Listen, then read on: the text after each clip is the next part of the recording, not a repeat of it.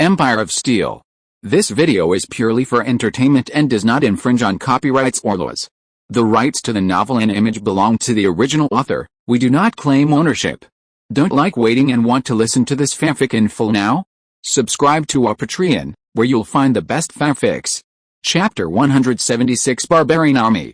Last night, Xiao Ming fell asleep after eating. He dreamed of the bloody battle in Kangzhou City all night long. The frightened eyes of the slave soldiers, the blood splattered, and the blood mist from the explosion of the gunpowder canister half a year ago. He was still an otaku who enjoyed the favorable environment in the laboratory, but now he has to face this cruel cold weapon war in order to survive. This kind of scene is 100 times, 1,000 times more frightening than watching a street fight with your own eyes when the crowd roared and rushed over. It was a kind of mental pressure in itself. It's just that he has to endure these now, and he has to get used to it, because his future life is likely to be accompanied by such scenes on the city wall. The materials that were consumed yesterday were redelivered. These recruits who have never experienced war seem to have matured a lot overnight. Yesterday's victory showed them that as long as they were united, the barbarians were not to be feared. His Royal Highness, it is estimated that the barbarians will not attack again in the past 2 days. Niu Ben said to Xiao Ming while looking at the barbarian camp with a monocular. Xiao Ming was also looking at the barbarian camp.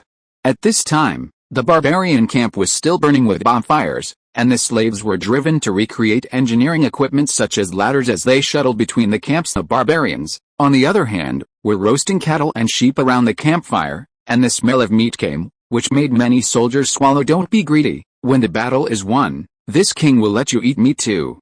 Xiao Ming said to a kind of soldier. Hey hey. The surrounding soldiers immediately burst into laughter. Niu Ben said, His Royal Highness is right. The barbarians have always robbed us of our things.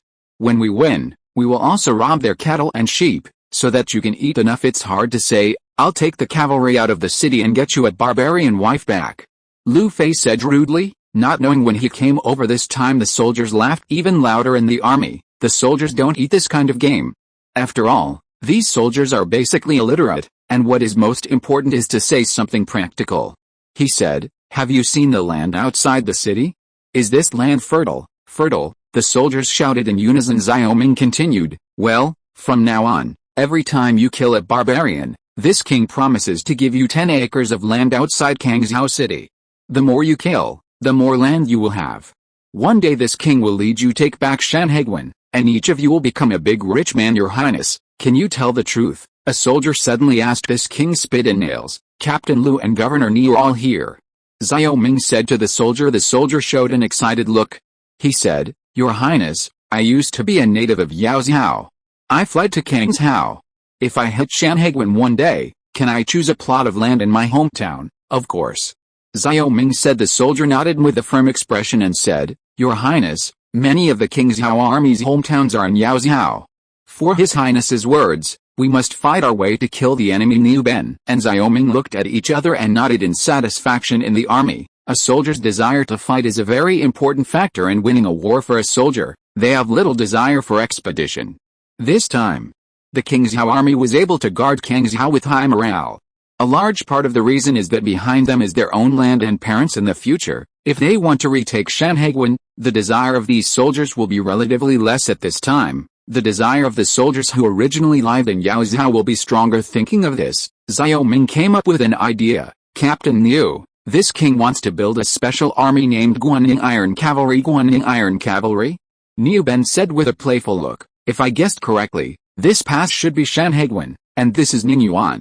It seems that His Highness has a long-term goal. Xiao Ming nodded. The Guanning Cavalry was actually the 3 most capable armies in the modern Ming dynasty, and the Guanning Cavalry was one of them because at that time, they pursued the strategy of guarding the Liao soil with the Liao people and raising the Liao people with the Liao soil, and selected elites from the Liao people to form the Guanning Iron Cavalry, which later frightened the Jin army. Xiao Ming's goal this time is the same.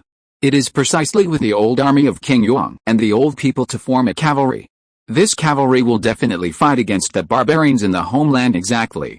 Xiao Ming then shared his thoughts with Niu Ben. Niu Ben nodded. Well, His Royal Highness has thought for a long time, and the last commander admires it, but the Great Yu Kingdom lacks horses, and the horses of this cavalry are a problem. If we don't have a horse, we will try to grab it from the barbarians. Xiao Ming said, looking at the group of horses in the barbarian camp. Niu Ben shook his head. He didn't believe that he could snatch the horses from the barbarians under this circumstance. Defending the city is not enough, let alone attacking, as Niu Ben said. For 3 consecutive days, the Huayanchuo tribe never attacked the city again. On the third night, a huge army appeared in the north of Huayanchuo camp. Through the binoculars, Xiao Ming saw a wolf's head painted on the flags fluttering in the army. This was a royal flag that only barbarian khans had the right to carry. At the same time, the 4 artillery pieces of the equipment division also arrived in Kangzhou City, along with 500 gunpowder jars and a lot of granular gunpowder. That night, Xiao Ming ordered the soldiers to erect all the artillery on the fort. This time, the barbarian army could not see the limit at a glance, and he could not judge how many barbarian troops came. But at this scale, I am afraid that the number of slave soldiers is enough for him to have a headache. The war was coming. The atmosphere in the city suddenly became solemn, and everyone had a heavy look on their faces. Can you hold it? This is the question mark in everyone's mind, but the answer will soon be solved. Barbarian camp. Gulte and Liu Zhuan entered the tent at the same time, and a tall man like an iron tower was sitting inside. Gulte looked a little unhappy and said, "Bishantaji, isn't the big Khan here?" This person was Bei Shan, who is the messenger in Chang'an City. He said, "How can a small Kangzhou city need his father to be there? Isn't it disrespectful to the great Khan that Bishantaji carried the king's flag?" Gurte's voice was a little hoarse. Bei Shan stood up from his seat and said, "This is the order of the father Khan, a Wangqi, just to scare the soldiers of the great Yu kingdom. Why? Are you dissatisfied? How dare I disobey the words of the great Khan?" Gulte said. Bei Shan sneered, "This Gurte has always been very close to his elder brother, and he has always hated him. After all, it will be his eldest brother who will inherit the Khan throne in the future, and he will only go to a remote place to establish his own Khanate." Chapter 177 Artillery Attack. The flames in the tent danced, and black figures flickered in the candlelight. Bei Shan looked at Gurte and said, "This time when we attack Kangzhou City, the Huayanchuo department must obey all my orders." Although Gurte was not happy, he still nodded. Bei Shan asked at this time, "How is the garrison in Kangzhou?" Gurte explained the situation during the siege a few days ago. In turn, explosive powder cans? Bei Shan asked. Gurte nodded, "Yes, this powder canister is very powerful.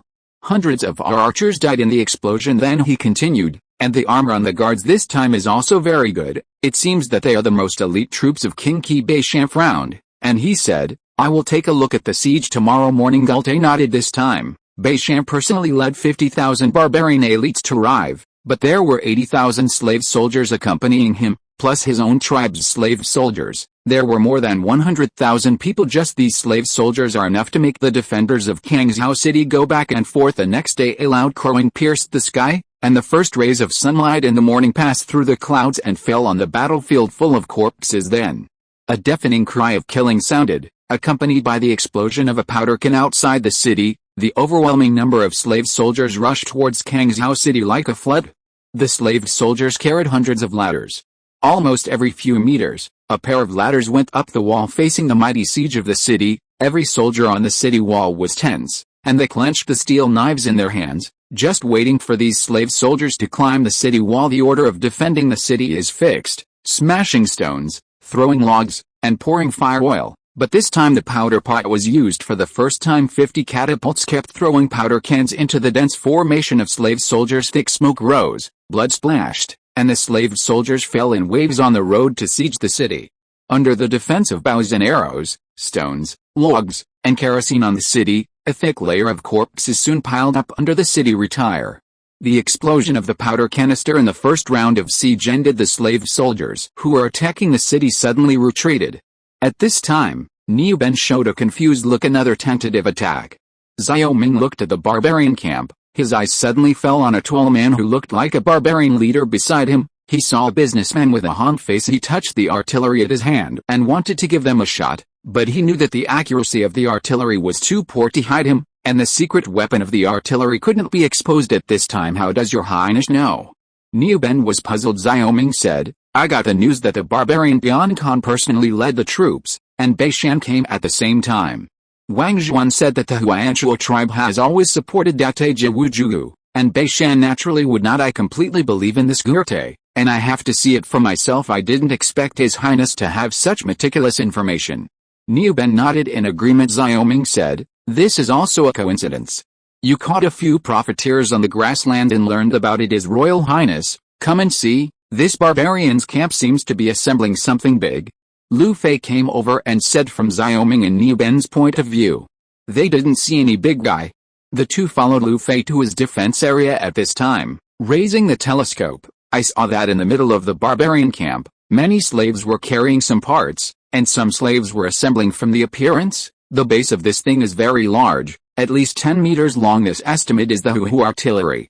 It is said that this is the siege weapon that the barbarians learned from the western regions. Xiaoming frowned. The situation he was worried about still occurred, and the barbarians came over to transport the Hu artillery. Judging from the information obtained so far, this barbarian has not only mastered gunpowder, but if there is another round of huge artillery, it will be a huge threat to Kangzhou City. Niu Ben had already learned from Xiaoming about the range and power of this Hu artillery. He said, "It seems that the barbarians are bound to win Kangzhou City this time." Lu Fei scolded, "No matter what he does with a huge artillery, as long as Lu Fei is here, I want to break through Kangzhou City. Unless he steps over my body." Luo Xin passed by at an unknown time. He excitedly said to Xiaoming, "Your Highness, this time I'll fire some cannons. There seems to be some interesting things in this barbarian camp. I'll smash them all. It's too late. Let them assemble for a while, and we'll surprise them when it's halfway through."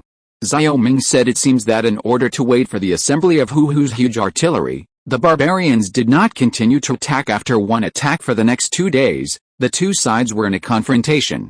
On the third day, the barbarian camp could already see equipment more than 3 meters high at this time. The barbarians pushed these instruments to a position of 500 meters, and lined up the half-assembled Hu cannons one after another. "Your Highness, this Bei Shan is provoking His Highness," Niu Ben said involuntarily when he saw the barbarians' action. Xiaoming nodded. "This Bei Shan is said to be arrogant. This is also a common problem of geniuses." At this time, the Hu artillery was placed in front of the formation to be assembled, obviously wanting Xiaoming to see how he broke through the city of Kangzhou step by step. "Since that's the case, it's time for us to return our salute," Xiaoming said. "The artillery is ready." As soon as his voice fell, the soldiers were shocked, and finally the artillery was about to be used. These days they just waited for the artillery to smash these barbarians to pieces. Luo Xin smiled and said, "These barbarians are hiding in the back. Let's see where they are hiding this time. A group of cowards who only drive slave soldiers." Then he shouted, "All in place, clear the barrels." Since Luo Xin's first fire cannon, he seems to regard himself as an artillery commander, and he always leads the soldiers who go to the equipment department for training on weekdays. Although the time is only more than a month, Luo Xin knows all aspects of the performance of the artillery at this time. The soldiers lifted all the canvas covering the artillery, revealing the black metal gun body. Then they adjusted the muzzle to the barbarian return cannon that was being assembled 500 meters away. This Bei Shan thought that he could use the Hu cannon to crush Kangzhou City. But he didn't know that Xiaoming was about to crush him. Load gunpowder. Luo Xin issued a second-order cannonball.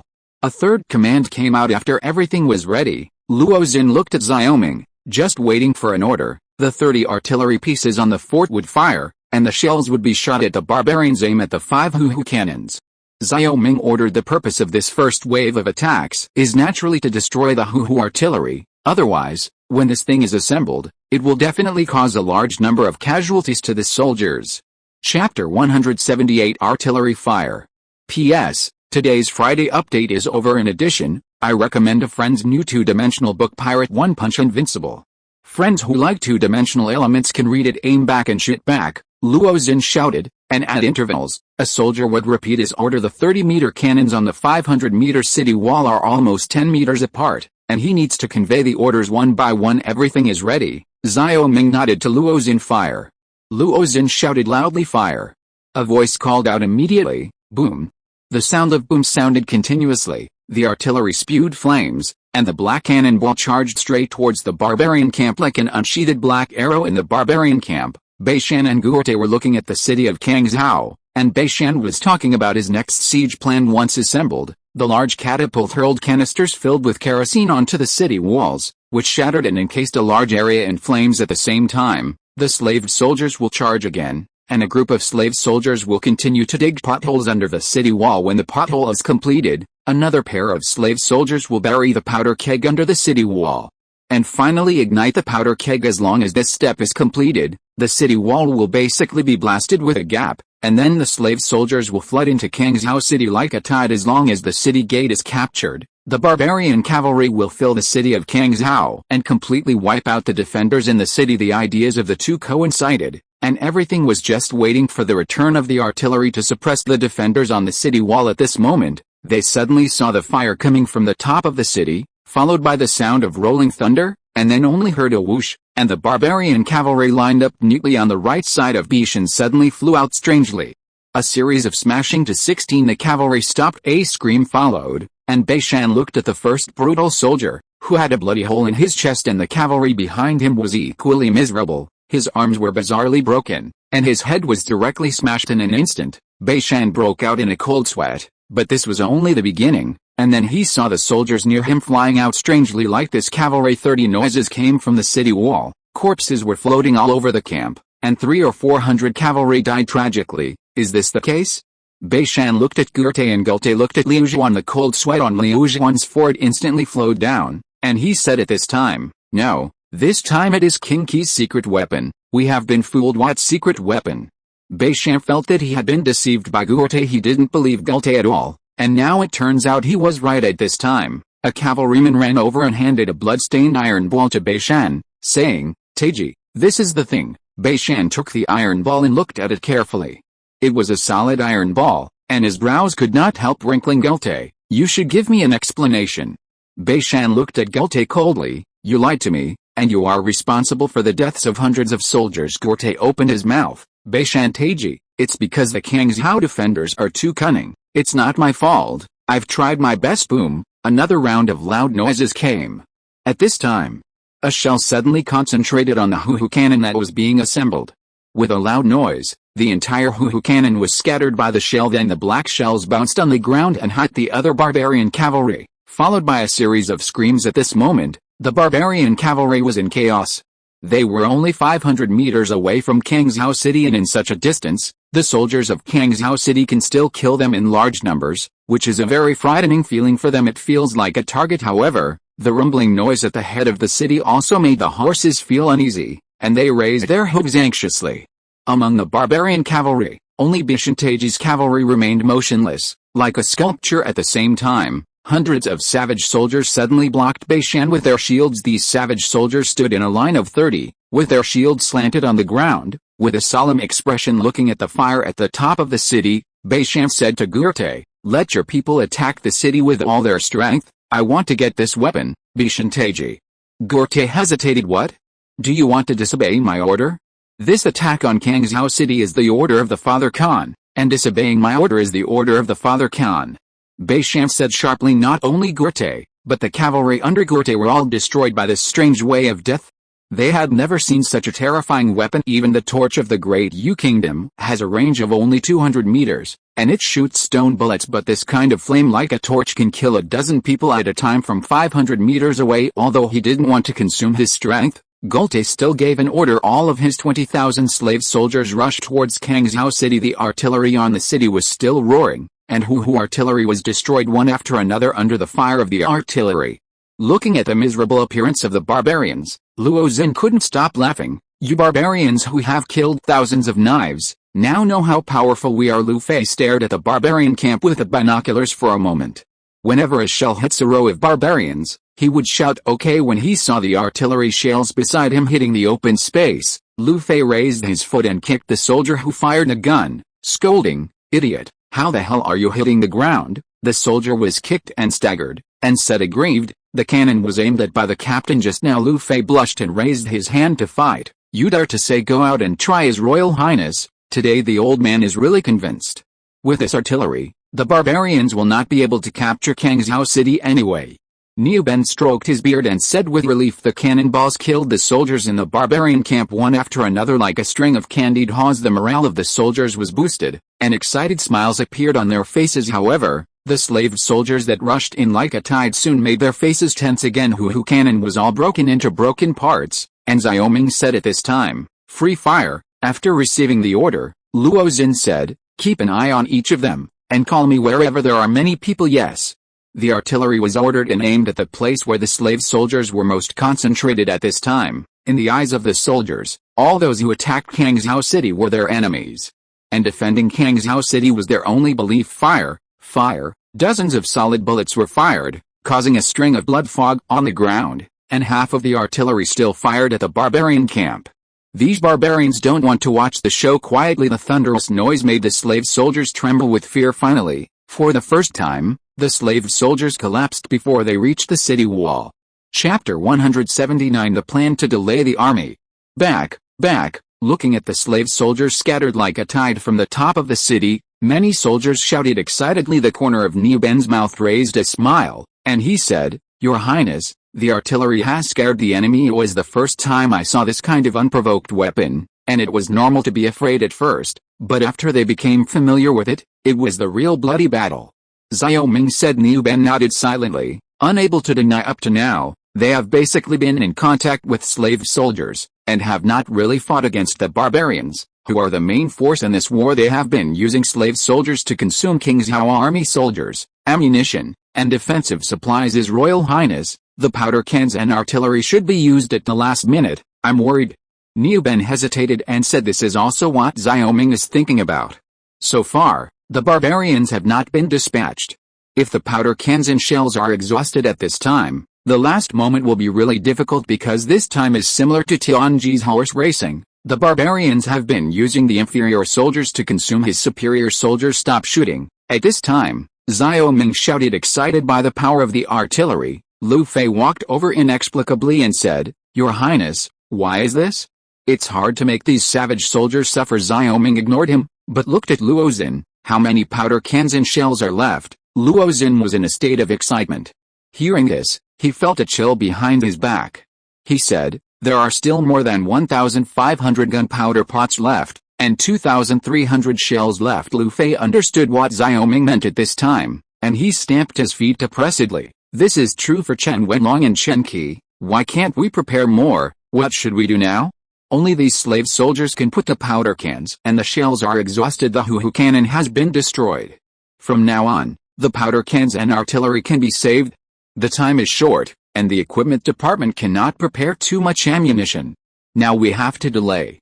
Xiao Ming analyzed. Niu Ben nodded and said, "Yes, the barbarians travel long distances, and the logistics of this food and grass is much more troublesome than ours, and there are many of them, but there are countless food and grass to eat every day. This Huanshuo tribe must be eaten. There are no bones left, and we are just as the wheat is ripe, and this large quantity of forage will arrive soon, and the more time passes, the more artillery and shells we will have." Lu Fei and Luo Xin nodded, and Lu Fei said, "But the barbarians probably won't give us any time to delay the forward talking," when suddenly a sharp arrow flew over from the barbarian camp at the head of the city. The arrow was obviously weak in the follow-up. Niu Ben moved quickly and only grabbed the arrow in his hand. "Your Highness, there is a letter on it."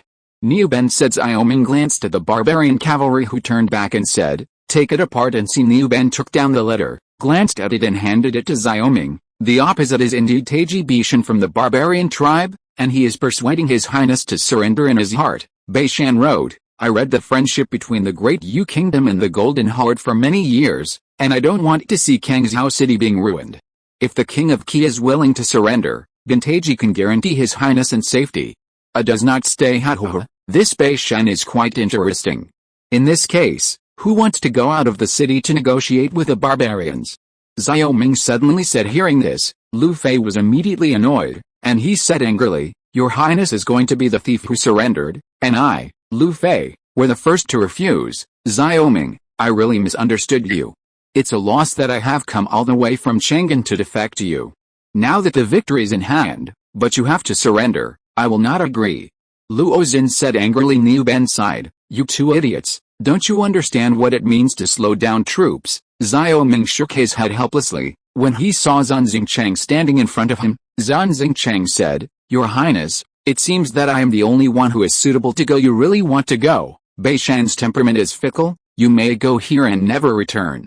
Xiao Ming said. Zan Xingcheng's expression was light, and he said, "Food for the emperor's salary, loyalty to the emperor, fear of the head and tail, not a husband. Only at the moment of crisis can one see the quality of a person." Zhan Xingcheng's thin body suddenly became taller in Xiaoming's eyes. Lu Fei and Luo Xin already understood at this time, and they all cast an admiring look at Zhan Xingcheng. Lu Fei said, "Zhan Sima, I have offended many things in the past. I hope you forgive me, but I didn't expect you to be a real man." Zhan Xingcheng folded his fists and said, "It's all for His Highness. You guys go to battle to kill the enemy. I'm just showing off." He then turned to Xiaoming, "It's not too late. Your Highness should let me out of the city this time." Xiaoming just wanted to fool Bei Shan, so this matter was very dangerous. He nodded and patted Zhan Xingcheng on the shoulder. At this time, Niu Ben asked someone to take a pen, ink, paper and inkstone, and Xiaoming also wrote a letter, saying that surrender is okay, but it is necessary to negotiate and clarify the conditions of surrender using the same method. Niu Ben used a bow and arrow to shoot the letter out in the barbarian camp. Bei Shan had a gloomy face, and the power of the artillery and powder cannons was vivid in his eyes. After this retreat, the morale of the slave soldiers plummeted. Although the barbarian soldiers continued to shoot and kill the scattered slave soldiers, they were still unable to resist the rout. This made them have to renovate before they could attack again. At this time, his experience in dealing with the countries in the western regions made him decide to persuade him to surrender. Although he himself did not believe that he would surrender when the Kangzhou defenders had the upper hand, he was still idle, and he would never give up any opportunity. Only when the letter of persuasion to surrender was sent, he suddenly found that the artillery fire at the head of the city had suddenly stopped. After a while, the scout delivered a letter negotiation. Bei Shan's expression was brilliant. King Qi actually agreed to surrender. Hearing this, Liu Zhuan was almost dumbfounded, which was completely beyond his comprehension. He said, "Taiji, this King Qi is insidious and cunning. I'm afraid this is a plan to delay troops." Bei Shan smiled. "It's natural. It doesn't matter if it's not. Everyone is a plan to slow down." After a pause, he said to Gurte, "Take advantage of the night tonight. We must blow up the city wall." "Yes." Gurte said. During these several attacks, his slave soldiers suffered heavy losses. Although he was reluctant, he did not dare to disobey Bei Shan's orders. At this time there are quite a few flag leaders who were beheaded by this Bei Shan Taiji for disobeying orders on the battlefield. After waiting for a while, Bei Shan saw a man descending from the city wall of Kangzhou City, who was probably an envoy. Bei Shan said to Liu Zhuan at this time, "You Han people know the Han people best, so you can handle this matter. If King Qi really surrenders, you will come and find me." Chapter 189 Attack. When Zhan Xingcheng came out of the barbarian camp, the surrounding barbarian soldiers let out a contemptuous whistle. This time he came to negotiate with the barbarians, but he hadn't seen the Bei Shan Taiji. The person he met was a Han man named Liu Zhuan. He immediately put forward the conditions for King Qi's surrender. The barbarians would withdraw from Shanhaiguan and assign Yaozhou and other places to the King of Qi. From then on, the King of Qi became a minister to the barbarians. This condition of course belongs to the Lion's Big Opening, and as he expected, no results were achieved. At the same time, the barbarians gave the condition that they could open the gate of Kangzhou. They would not hurt King Qi. They could give King Qi a state as a fief. Zhan Xingcheng naturally would not agree. However, Zhan Xingcheng did not refuse, but said that he would return to the city and ask the King of Qi for instructions. "His Royal Highness, this time we can delay for 3 or 5 days before going out to talk," Zhan Xingcheng said, "but in my opinion, this barbarian doesn't seem to be too sad about this matter, and I feel it is also a delaying strategy. This Bei Shan has always violated the rules in combat, so why is it difficult to predict what he will do next? Just stop it quietly." But generally speaking, this negotiation is a side-by-side negotiation. After he finished speaking, he said to Luo Xin, "Don't be idle tonight. If you have nothing to do, give the barbarian camp a few shots, so that they don't want to sleep peacefully. His Royal Highness, leave this matter to me." Luo Xin said bloodthirsty. This negotiation was originally dispensable. Xiaoming was just teasing Bei Shan, but he knew that Bei Shan might also be teasing him. That being the case, everyone continues to hurt each other anyway. He is not in a hurry. The siege is always more anxious than the defender. After a day of fighting, the sky gradually darkened. In the evening, when the barbarians were cooking fire, all of a sudden the artillery on the city wall rang out, and black solid bullets flew towards the barbarian camp. In the spectacles, the brutes who were eating were confused, and many brutes were hit by artillery shells. Bei Shan was eating at this time, and he was also startled by the movement. He immediately ran out of the tent and held a shield to protect himself, afraid of being hit by an iron egg. Gurte was pointing at the city wall of Kangzhou and yelling at him. They never imagined that as soon as the messenger of the negotiation left, the defenders would attack. The brutes who were eating immediately regrouped, But they waited for a long time and there was no second sound and there was no other movement on the city wall, so I decided to wait again. When night fell, the bonfires in the barbarian camp were extremely dazzling. These barbarians obviously didn't know that the Kangzhou city defenders saw them better than they saw the Kangzhou defenders. Luo Xin has been on the city wall. He is always staring at the barbarian camp with a telescope. Every once in a while, he will shoot at the barbarian camp, then the barbarian camp will be chaotic for a while. After all, no one wants to be killed by an iron ball in their dreams. This fear made many barbarian cavalrymen unable to sleep at all, but kept staring at the fire on the city wall. They found that the iron eggs always came to the camp after the fire, so whenever they saw the fire, they ran around trying to avoid it. At this time, Bei Shan also couldn't sleep, even though the guards held up shields to protect him. One of the reasons he couldn't sleep was because of the constant sound of artillery, and the other was because he was waiting for the news that the city walls had been blown up. It was just that he soon saw a fire lit under the Kangzhou city wall, and the defenders of Kangzhou city seemed to pour more fuel below. You cheered me up at night. His Highness said that this barbarian might send someone to touch and bury the explosives at night, and then we can go to heaven together. Lu Fei will be keeping vigil tonight. He poured down the kerosene, and the corpses and broken ladders piled up under the city burned instantly. Ever since Xiaoming saw that the barbarians were planning to use the method of burying gunpowder to destroy the city, he asked the defenders on the city wall to always pay attention to which slave soldiers were digging holes. Therefore, every time this kind of slave soldiers appeared, the defenders at the head of the city would always be the first to shoot. Yes, Colonel. The soldier was frightened by Lu Fei's words, and the sleepy man immediately opened his eyes wide. As they were talking, they suddenly saw a figure in a corner that was not covered by flames, and a soldier shouted, "There is someone down there." Suddenly, the arrow flew to the corner immediately, and screams came out one after another. It's just that this figure fell, and another wave of figures ran over. Lu Fei frowned, picked up a torch and threw it down. The firelight shone out a dense crowd of slave soldiers taking advantage of the night. The slave soldiers attacked the city again. Throw the powder can. Hurry up. Lu Fei shouted. This barbarian is also really cunning. In order not to be targeted by the artillery, they even attacked at night. Boom. The voice sounded again. This immediately alarmed everyone in the city. Xiaoming, who had just fallen asleep, immediately got up and climbed up the city wall.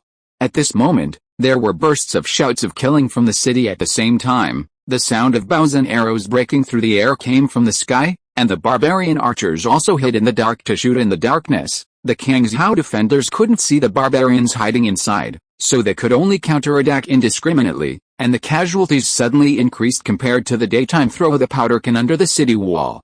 Xiaoming shouted immediately when he got on the city wall. At this time, Bei Shan organized an attack, and the only purpose was to bury the powder keg under the city wall. At this time, he must not be allowed to succeed, so at this time, you can no longer worry about consuming gunpowder cans. The shieldmen built a shield wall in the dark, and the soldiers at the head of the city kept throwing powder cans down. Screams and explosions piled up layer after layer of corpses under the city. Looking at the barbarian camp in the distance, which was completely plunged into darkness, Xiaoming looked serious. This Bei Shan was indeed a difficult character to deal with. The artillery had no target, so naturally it could not fire, and the night was doomed to be difficult. Another night of fierce battle. More than 600 gunpowder pots were consumed overnight, and a thick layer of corpses piled up under the city wall. However, these gunpowder pots were not thrown in vain. The corpses of the slave soldiers had filled the trenches at this time. And naturally they had also filled up the pits dug by the barbarians below. If you think about digging holes in the city wall, it will not be so simple, His Royal Highness. At this rate, there won't be enough gunpowder pots. Luo Xin worried. I wanted to save the use of powder cans, but Bei Shan's move completely broke Xiaoming's plan. If there were a few more night attacks like this, I'm afraid the city wall would really be finished. Niu Ben could see Xiaoming's concern. He said to Xiaoming, Your Highness, don't worry, the sharpness of the artillery is unstoppable, which can naturally defeat the barbarians. But why did Your Highness forget that the victory or defeat of the war depends on each big one? For the people of you, when there are no artillery and powder jars, we can still block the barbarian attacks with our flesh and blood. Xiaoming was stunned for a moment. He looked at the soldiers on the city wall. Yes, when there is nothing, at least he still has these soldiers who are not afraid of death. What is he afraid of? Chapter 181.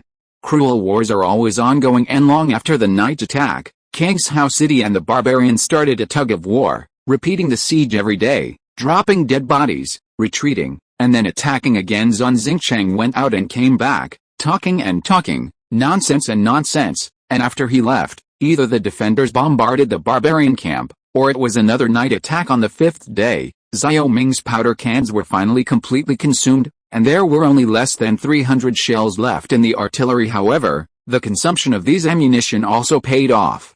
The barbarian regular army, hiding behind the slave soldiers, finally stepped into the foreground after consuming the slave soldiers. There were also soldiers in the King Xiao army who fell forever, but the auxiliary soldiers silently put on the armor of the casualties, picked up their weapons, and stood in their place. At this time, the expressions of each soldier were tired, but their eyes radiated an unprecedented fierce light. The grind of war turned them from ordinary people into real soldiers. Their spirits are high, their wills are as strong as steel, and they swear to the death to defend the homeland of their lives. It's finally here. Bah! Lu Fei stared at the barbarian soldiers who rushed to the city wall under the city. These barbarian soldiers looked indifferent, and their shouts were full of murderous intent. Unlike slave soldiers, these real barbarian soldiers looked fierce and were as dangerous as hungry wolves. But at this moment, they have more advantages. These days, the slave soldiers have been dying for them, waiting to work for 10 days. However, the King Xiao defenders fought for 10 consecutive days, which was the cunning of the barbarians. Taking advantage of this shameless method of warfare by the Great Yu Kingdom, they captured one city after another, and one country after another. Niu Ben also threw down the bow and arrow at this time, holding a sharp sword in his hand, just waiting for the moment when the barbarian soldiers climbed the city wall. The stones are gone, the logs are gone, the kerosene is gone, the arrows of the bow and arrow are gone, and all they have left is the steel knife in their hands. The barbarians seem to understand this too. And at this time they finally couldn't help showing their sharp teeth in the camp. Bei Shan smiled, but there was a bit of bitterness in this smile. The mere 20,000 defenders stopped them for 10 days, and nearly 100,000 slave soldiers suffered casualties. This was the most difficult war he had ever encountered. If it was before, he might have ordered a retreat, but this time he didn't have it. He directly told him that the 7th prince of the Great Yu Kingdom must be killed. This can be done now, and when he really grows up, it will be a nightmare for the barbarians. At the same time, he also longed to obtain the weapons in the city. As long as he mastered such weapons, the city of the Great Yu Kingdom would not be an obstacle in front of him. Zulangwei. Kill. One after another, Bei Shan raised the machete in his hand, and his most elite army launched a charge towards Kangzhou City. In Kangzhou City, looking at the savage soldiers like a tide, Niu Ben shouted, "Formation!" Immediately, the King Xiao army on the city wall became a formation with swords and shields in front and spearmen in the back. Boom! The artillery sounded again. At this time solid bullets shot out, bouncing among the brute to kill one brute after another, bringing up a string of blood mist. But the number of barbarians was too large, and the 30 artillery pieces seemed very inconspicuous at this moment. After 300 shells were fired, thousands of enemies were killed, and the artillerymen took up their weapons. At this time the cloud ladder was leaned against the city wall, and the barbarian soldiers swarmed, and the first barbarian soldier appeared on the city wall of Kangzhou City. Thorn. With a shout, the first barbarian soldier who rushed up was pierced by several spears, and fell from the city wall screaming. Immediately afterwards, one after another brute soldiers came up from the cloud ladder, and the number became more and more numerous. Some brute soldiers nimbly avoided the spears and rushed down. They chopped the machetes in their hands on the armor of the King Xiao army with a sound of clang. The King Xiao army that was cut down was intact, and the savage soldier was stunned. Go to hell. The soldier roared and chopped off the brutal soldier's head with a knife. Xiao Ming wore armor to fight with his soldiers. He did not hide in the city, because he knew that as long as he was there, it would be a banner that would not fall. Soldiers of the King Xiao army saw their vassal kings fighting side by side with him, and they would fight bravely to kill the enemy. At this time, the barbarians kept jumping down from the ladder, and the two sides immediately fought into battle. At this time, these savage soldiers realized that they were all wrong.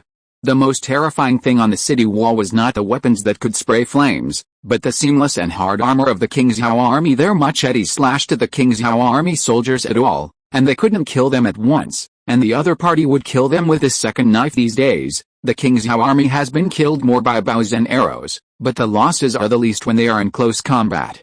These steel jars are blocked on the city wall at this time, which is tantamount to a steel city wall. A brutal soldier jumped off the city wall and charged directly at Xiao Ming. Zhao Long and Zhao Hu were fighting with the barbarians at this time. Although Xiao Ming had not exercised during this time, the foundation of his predecessor was still there in the past. Xiao Ming was skilled at bowing and horses out of instinct, Xiao Ming avoided the machete swung by the barbarians and kicked the barbarian to the ground. He held a long sword in his hand and pierced the barbarian's heart. Blood flowed from the mouth of the savage soldiers. Xiao Ming's expression was cold, and the tempering on the battlefield had made him indifferent to death, whether it was for himself or the enemy. After killing this brutal soldier, Xiao Ming inadvertently looked into the city, and saw several carriages galloping in the city, heading towards him, with bags loaded on them. At this moment, the auxiliary soldiers under the city immediately removed the contents of the car and transported them to the city wall. "Be careful, Your Highness." Zhao Long's voice sounded. Xiao Ming immediately became short when he was in this king, and a cold wind swept across his head. Turning back, a barbarian soldier was behind him. He rolled over to the side of the barbarian, raised his sword and stabbed the barbarian's body. More and more brute soldiers rushed to the city wall. But Xiao Ming clearly saw that the King's Zhao army had an absolute advantage in melee combat. One is the high quality brought by the protective effect of the plate armor, and the other is the high quality brought by the condescension. It is no wonder that the ancients said that without 5 times the strength of the army, you should never be able to attack a city. In the barbarian camp, Bei Shan's expression became more and more ugly. He thought that as long as he climbed the city wall, he could easily defeat the defenders at the top of the city. In the torrent of silver steel, he said to Gurte, "What are you waiting for? Let your people take the powder keg and blow up the city gate for me." Gurte nodded and immediately ordered the soldiers to move towards Kangzhou city with a huge wooden barrel. Bei Shan said again, "The cavalry is ready." He gradually understood that without the advantage of cavalry, they could not win. Chapter 182 Retired? His Royal Highness, Kangzhou city sent another 10 artillery pieces, and the people who came also said that some great bullets were also sent back on the city wall. An auxiliary soldier shouted to Xiao Ming, "Is the great bomb finally here?" Xiao Ming suddenly had the urge to cry because great bombs are very troublesome to produce. Although the equipment department has been producing them, the number is too small. Although these great bullets are also solid bullets, but these solid bullets are very small. Dozens or even hundreds of small solid bullets are wrapped in one shell. These great bullets are shot from the artillery like a shotgun. The range will be reduced, but the killing area will be greatly enhanced because of this. Producing one great bullet is equivalent to producing dozens or hundreds of solid bullets, although the amount of materials used is basically the same. Now that this great bomb was sent over, it was an excellent weapon against the siege soldiers.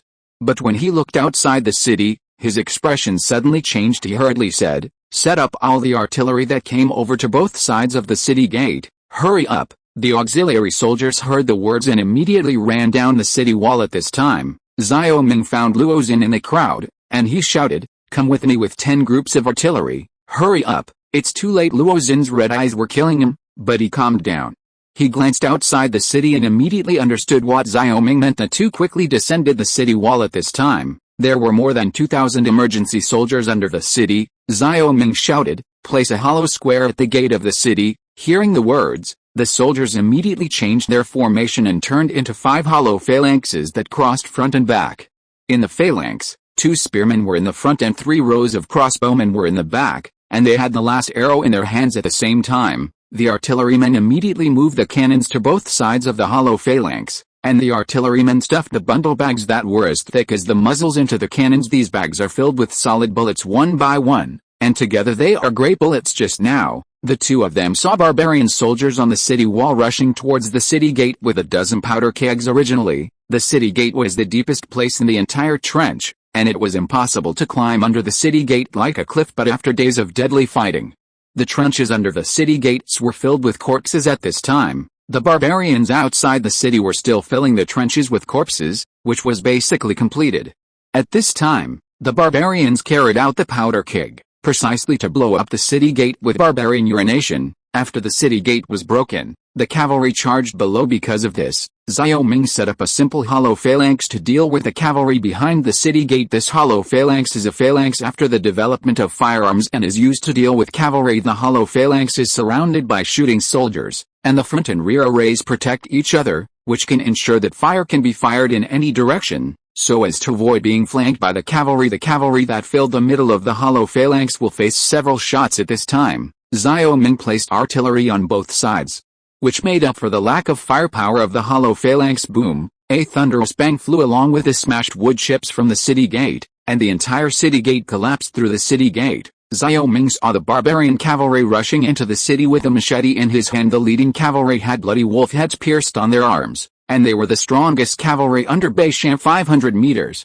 300 meters, 200 meters, the rapidly charging cavalry approached in a blink of an eye, and at the moment when the cavalry rushed into the city gate and entered Kangzhou City, Xiao Ming shouted, "Fire!" Boom! The continuous sound of cannon sounded, and the barbarian cavalry that rushed over turned into a cloud of blood, falling in pieces, and the horses and men were all broken. The cavalry behind were horrified to death when they saw this scene, but they couldn't stop and could only continue to charge forward. It was just that the 3 artillery pieces fired at the same time, and in an instant, hundreds of cavalrymen died, and the remaining cavalrymen rushed towards the hollow square. At this time, the crossbowmen immediately fired 3 stages, and the cavalry who rushed over fell on the halfway, and those cavalrymen who were lucky enough to rush to the front of the battle saw the spears standing up, the horses neighed, and the spears pierced their necks. A wave of cavalry fell, and another wave of cavalry rushed in. At this time, 3 artillery pieces opened fire on the cavalry again.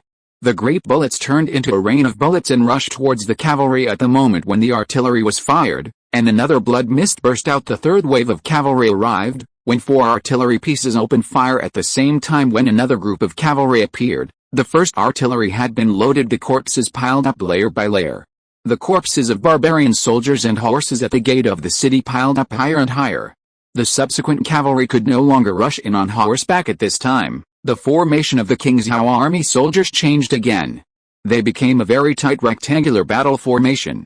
The tight armor and the well-trained battle formation made it like a steel machine to drive the barbarians to the city gate step by step. Gradually, the corpses of the barbarians at the city gate piled up like a mountain, almost blocking the city gate. The barbarians are back, the barbarians are back. I don't know who shouted on the city wall, and immediately a cheer of victory resounded throughout the entire Kangzhou city. The barbarians are back. The barbarians are back.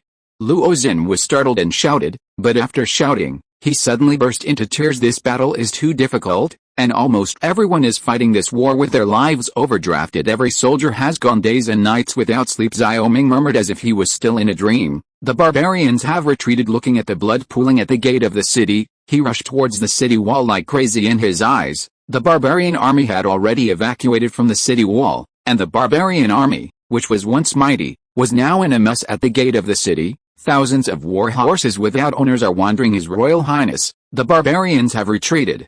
Niu Ben was covered in blood and his eyes were slightly red. This time the barbarians really retreated, because these barbarians retreated in such a panic.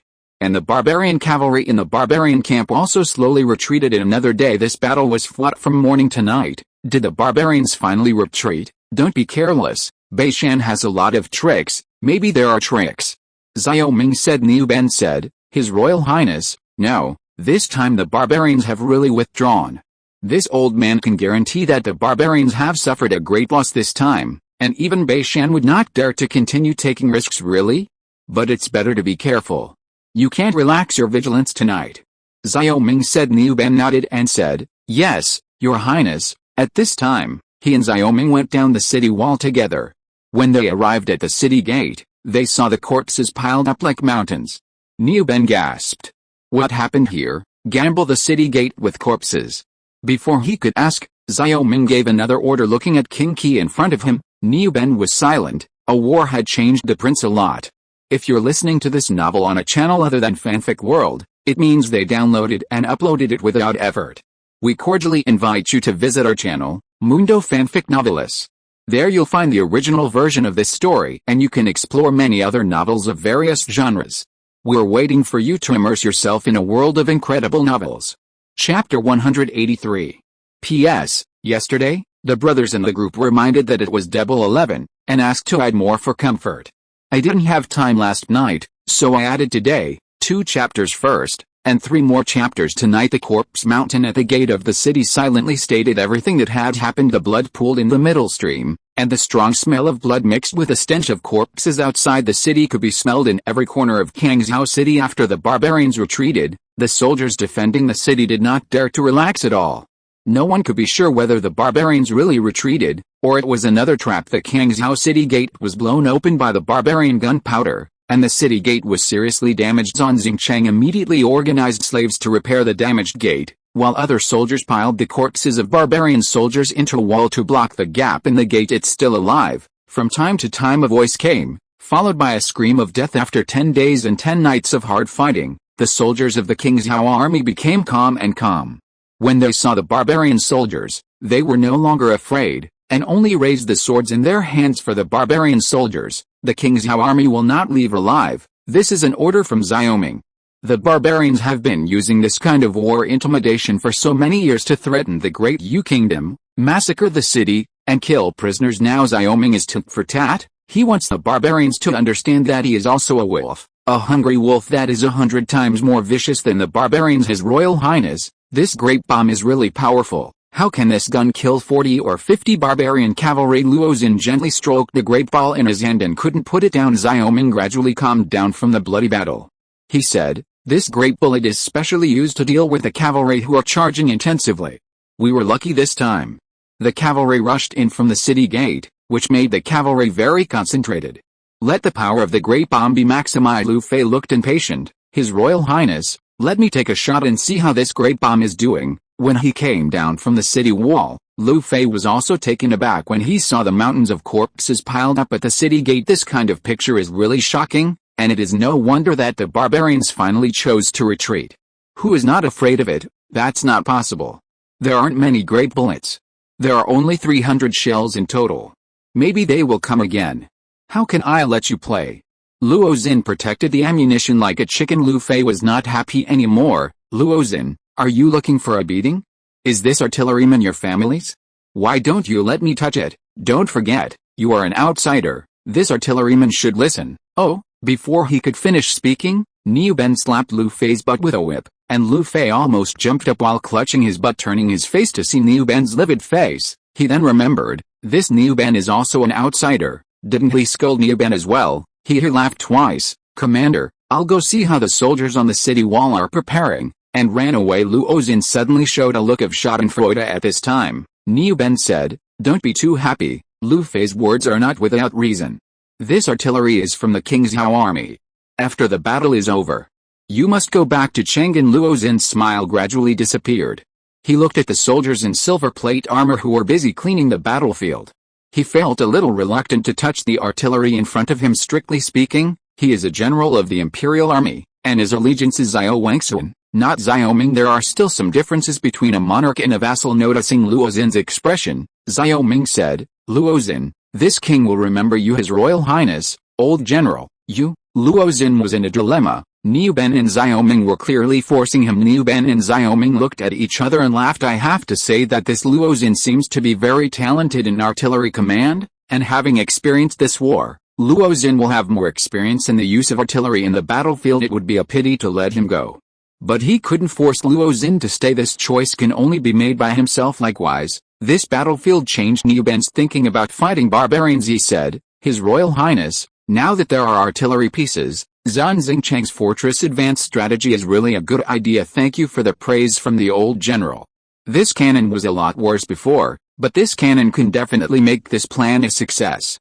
Zhan Xingcheng's voice came at this time. Zhan Xingcheng was also wearing armor, and his body was mottled with blood at the critical moment. Zhan Xingcheng, a scholar with no strength, also picked up the sword. Niu Ben laughed and patted Zhan Xingcheng's back, which was a recognition of Zhan Xingcheng. The civil servants and military officers of the Great Yu Kingdom have always been wrong, so Niu Ben was very opinionated about the long history of the army at first, but this time, these weak scholars and soldiers fought together, which made him change his mind. Although they were scholars, they were also soldiers. This plan is not a one-time thing, but it must be done from now on. If the barbarians retreat this time, you will organize slaves to build a fortress on the grassland and advance layer by layer. Xiao Ming said. Although the barbarians have retreated this time, Xiao Ming has not been arrogant enough to fight the barbarians on the grasslands, and the excellent mobility of the barbarian cavalry is still no way for him. Moreover, the King Zhao army also suffered heavy losses in this battle of defending the city, and it took a long time to repair it. Like Zhan Xingcheng's idea, at present their advantages are artillery and city walls, and it is the most sensible choice to use their own strengths to attack the others' weaknesses. Taking advantage of the time when the barbarians retreated, several people discussed what happened next. The barbarians have retreated, but no one knows if they have really retreated in war. Many enemies will pretend to retreat to confuse each other, so as to attack again by surprise. So when the night came, the defenders of Kangzhou City were still nervous, and after the savage soldiers were not seen until the next morning, many soldiers breathed a sigh of relief. His Royal Highness, it seems that the barbarians have really retreated. I asked the soldiers to count the corpses. Yesterday, we slaughtered more than 20,000 barbarians in the siege of the city. Many of them were the most elite Blood Wolf guards under Beishan. There is also intrigue between Taiji and Beishan.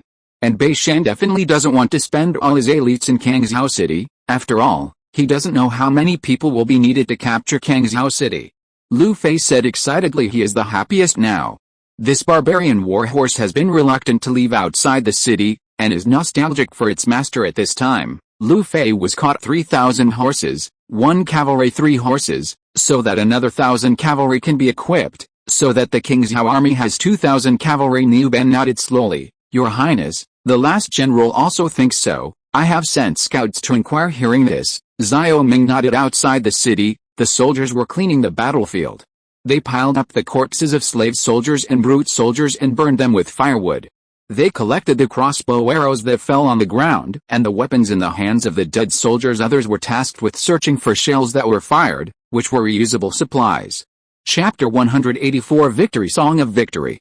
On the grassland, there were only more than 40,000 barbarian cavalrymen slowly moving northward. Gulte shuttled among his own people, and from time to time he could hear the cry of women. This time Huayan Tuo Bulo was in charge of the siege, and more than half of the clansmen never came back. If you call the Huayanchuo tribe again, it will be gone. Liu Zhuan's words that day made Gulte make up his mind. He did not continue to send the tribesmen and those soldiers in steel armor to fight because it's insane and there's no hope of victory, and Beishan did not come back after the city gate was broken.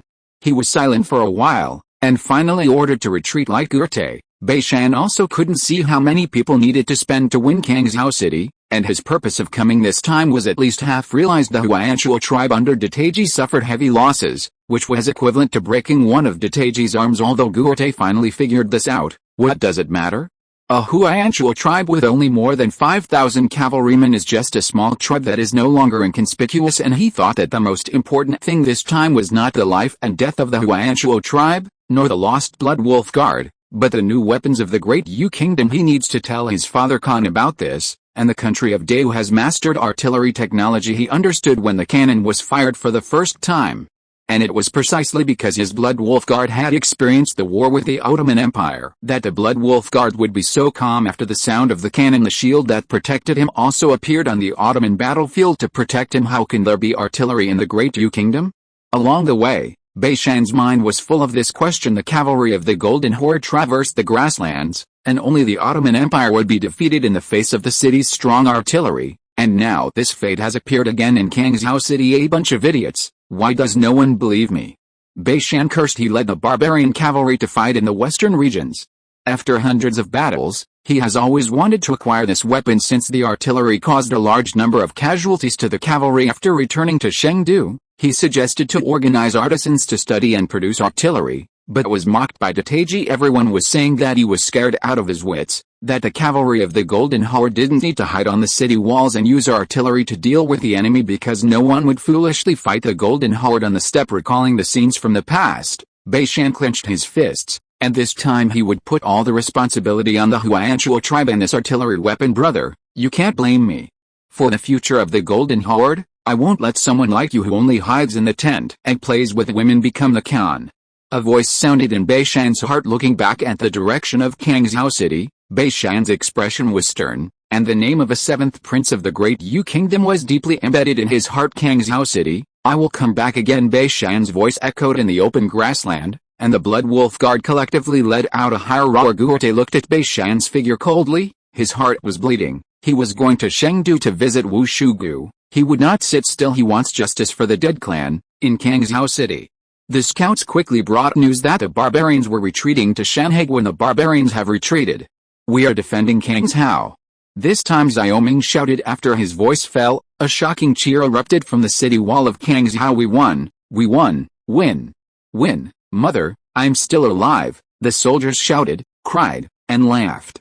After 10 days and 10 nights of hard fighting, they finally drove away the barbarians and defended Kangzhou City. At this moment they cried with joy. Xiao Ming's face was smiling, and the defeat of the barbarians gave him time to breathe. Even if the barbarians reorganize their troops to come, it will take at least several months, and during this time, There will be more artillery on the Kangzhou city wall and the ammunition will continue to be sent next time. The barbarian army will face more intense artillery fire, and Kangzhou city will let the barbarians understand that Kangzhou city is a mountain that they cannot cross. Niu Ben laughed heartily. Since joining the Kangzhou army, Niu Ben has been sulking, and at this moment he finally laughed happily. From the criminal minister to now and Xiaoming leading the Kangzhou army to defeat the barbarians, he gradually adapted to his new identity and new life. He smiled and looked at Xiaoming, who was cheering with his soldiers. "A man worthy of allegiance, your highness. I'm so happy." The always fierce Lu Fei wept loudly. The first time was when he led the soldiers to retake Kangzhou city. At that time, when he looked at the corpses of Kangzhou soldiers all over the ground, he cried out in grief. This was the second time he cried, but tears of joy, as his eyes were full of barbarian corpses. Although the Kangzhou army suffered heavy losses this time, relatively more soldiers were injured, which was all due to the protection of the armor. Although this siege was a defeat for the barbarians, Xiaoming understood that this was only a loss of for the barbarians. After all, most of the dead were slave soldiers, and the barbarian soldiers lost only 20,000 people. Now he finally understands what Pang Yukan said: the barbarians can be defeated again and again, but he can't afford to lose once. After all, he is fighting against a powerful grassland empire in the north with a land of 6 states. Cry enough if you're happy. The city defense was won, and the soldiers should be indulged. He said to Niu Ben, "Search all the wine and meat in the city, and let our soldiers have enough food and drink today." "Enough. Long live your highness." Hearing this, a soldier shouted happily, "There is meat to eat." When the other soldiers heard it, they immediately shouted, "Eat meat! Eat meat! Eat meat!" Niu Ben gave a wry smile, "Your highness, you've caused me a big problem. Where can I find so much meat? If you really can't do it, just buy it from the common people. Our soldiers are born and die. Could it be that this king can't even satisfy them?" Xiaoming said. Niu Ben nodded, "I'll just wait for his highness's words." Xiaoming was startled. This Niu Ben was also an old fox, so he was afraid that Xiaoming would not give him money. The continuous cheers came and went, and at this moment, the cheers of victory overshadowed everything. Zhang Xingcheng's expression was moved, but he still had a trace of calmness in his heart. He said to Xiaoming, "Your highness, it's time to announce the good news." At this time, it is estimated that everyone in Chang'an officials is waiting for the news of Kangzhou city. Xiaoming showed a playful look. Kangzhou city held on, the royal family held on, and the rest of the trouble should be left to those feudal lords with different surnames. He said, "How to announce the good news? Of course it was a great victory in Kangzhou city. His highness led a mere 20,000 defenders to kill 100,000 barbarians." Zhang Xingcheng said, "There are only 20,000 barbarians." Zhang Xingcheng said speechlessly, "His royal highness, don't be so sincere at this time. If such a military exploit is given to King Zhao, it is estimated that 300,000 people will be beheaded, not to mention slave soldiers or soldiers." Chapter 185 Military Song. Zhu Sanci and his companions dragged the dead warhorse out of the pile of corpses at the city gate. This time, in addition to the 20,000 elite Kangzhou army in the bloody battle with the barbarians, there were more than 30,000 auxiliary soldiers who supported them in the battle for them. These soldiers, like them, deserve to enjoy the fruits of victory. It's just that there are many people and few meat. After collecting the entire Kangzhou city, the chickens, ducks, cows and geese brought by Niu Ben are still far from enough to eat. Therefore, they rummaged through the corpses to find the corpses of war horses. It is said that Captain Lu said that this horse meat is also very delicious. After the news of the evacuation of the barbarians was received in the early morning, the entire city of Kangzhou was filled with a frenzied atmosphere. He also felt this frenzied atmosphere. Many people poured into the city, and they cheered with the soldiers, and they also brought a lot of bread, eggs and fruit for the soldiers to eat in this war. They were more worried about the safety of Kangzhou city than the soldiers, because their homeland was in Kangzhou city. Zhu Sanci, here it is. A soldier handed the peach to Zhu Sanci. This was a soldier of the same age as Zhu Sanci, called Lu Zixing, who belonged to the Kangzhou army. When defending the city, Zhu Sanci rescued him when he was about to be pushed down the city wall by a barbarian soldier. After the barbarians withdrew, Lu Zixing was grateful to Zhu Sanci for saving his life, and kept calling him eldest brother. After Lu Zixing's family came to the city, Lu Zixing immediately took out peaches and gave them to Zhu Sanci. "Langjun, thank you for saving my son. We can't repay you. You can keep these peaches." Lu Zixing's father was excited when he learned that his son was still alive after the war. Zhu Sanci glanced at Lu Zixing, and then at Lu Zixing's father. From the ragged clothes on Lu Zixing's father's body, It could be seen that Lu Zixing's family was not rich. He said, "No need, we both work for His Highness." It was right to save Lu Zixing. His Highness said that he should give his back to his comrade in arms. "I am behind Lu Zixing, so naturally I want to save him." Lu Zixing had the same capable face as Zhu Sansi. He said, "Your Highness really said that? I really envy you for seeing Your Highness often in the King's Hao army. His Royal Highness is sometimes very fierce." Zhu Sansi suddenly whispered. After that, the two laughed together. Lu Zixing still stuffed the peaches to Zhu Sansi. "You still eat them? These peaches are all mountain peaches. My father came here this time to give everyone peaches to eat. This time he defended Kangzhou City, and the villagers are very good at it. Thanks to you, the food we harvest this year will not be taken away from the barbarians again." Zhu Sansi took a bite of the peaches, then put a horse's leg against his body and walked towards the Kangzhou army camp, saying, "I'm also worried that the food at home will be taken by the barbarians. By the way, you have cultivated a few acres of land." While talking, the two walked towards Kangzhou camp. At this time, many soldiers walked from the battlefield to the camp carrying horse meat smashed by shells. In the distance, the bonfires lit up in the camp, and the strong aroma of meat wafted from afar in the camp. Luo Xin and Lu Fei were bickering. Lu Fei was scolding Luo Xin for not understanding the suffering of the common people. Xiao Ming and Niu Ben were sitting next to a bonfire watching a play at this time. Neither he nor Niu Ben was taking care of them, so they should be free for a while. "The horse meat of this barbarian is really fragrant." While Niu Ben was eating the horse meat, he stared at the wine jug in front of Xiao Ming. This time, Xiao Ming only brought a jar of drunk Kingzhou over. The battle was urgent, and this wine had been kept in the row. Now that the war was over, he took the opportunity to take it out. "The last time I was drunk at the Qi Palace, Niu Ben always remembered this drunk Kingzhou. When I saw it again this time, I couldn't help but get greedy. At this time, I was drinking from the cup and looking at the jug. I couldn't be greedy." Seeing that Xiao Ming poured out another large glass of wine and drank it, Niu Ben immediately drank a glass and filled it up for himself, for fear that he would drink less. After Luo Xin and Lu Fei quarreled, they saw Xiao Ming and Niu Ben drinking so much, and they immediately came to their senses. The two sat opposite to each other, and Lu Fei reached for the jug. Snapped. At this moment, Niu Ben raised his hand and hit Lu Fei's hand. Lu Fei was anxious. "His Royal Highness, old general, you are eating alone." "What to eat alone? Just this pot of wine. Can you still have it?" in Lu Fei's hands. "Put down the wine glass, and I will pour the wine. Let the governor pour wine. Isn't this messing with honor?" Lu Fei's eyes rolled around. Niu Ben knew Lu Fei's flowery intestines very well, and he was too lazy to pay attention to him, so he took a jug and poured a small half glass of wine into Lu Fei's wine glass. Lu Fei cried and looked at Xiao Ming pleadingly, meaning that Niu Ben was simply a wine tyrant. Xiao Ming pretended not to see it, and drank the wine himself. At this time, he also couldn't bear the wine in the jug.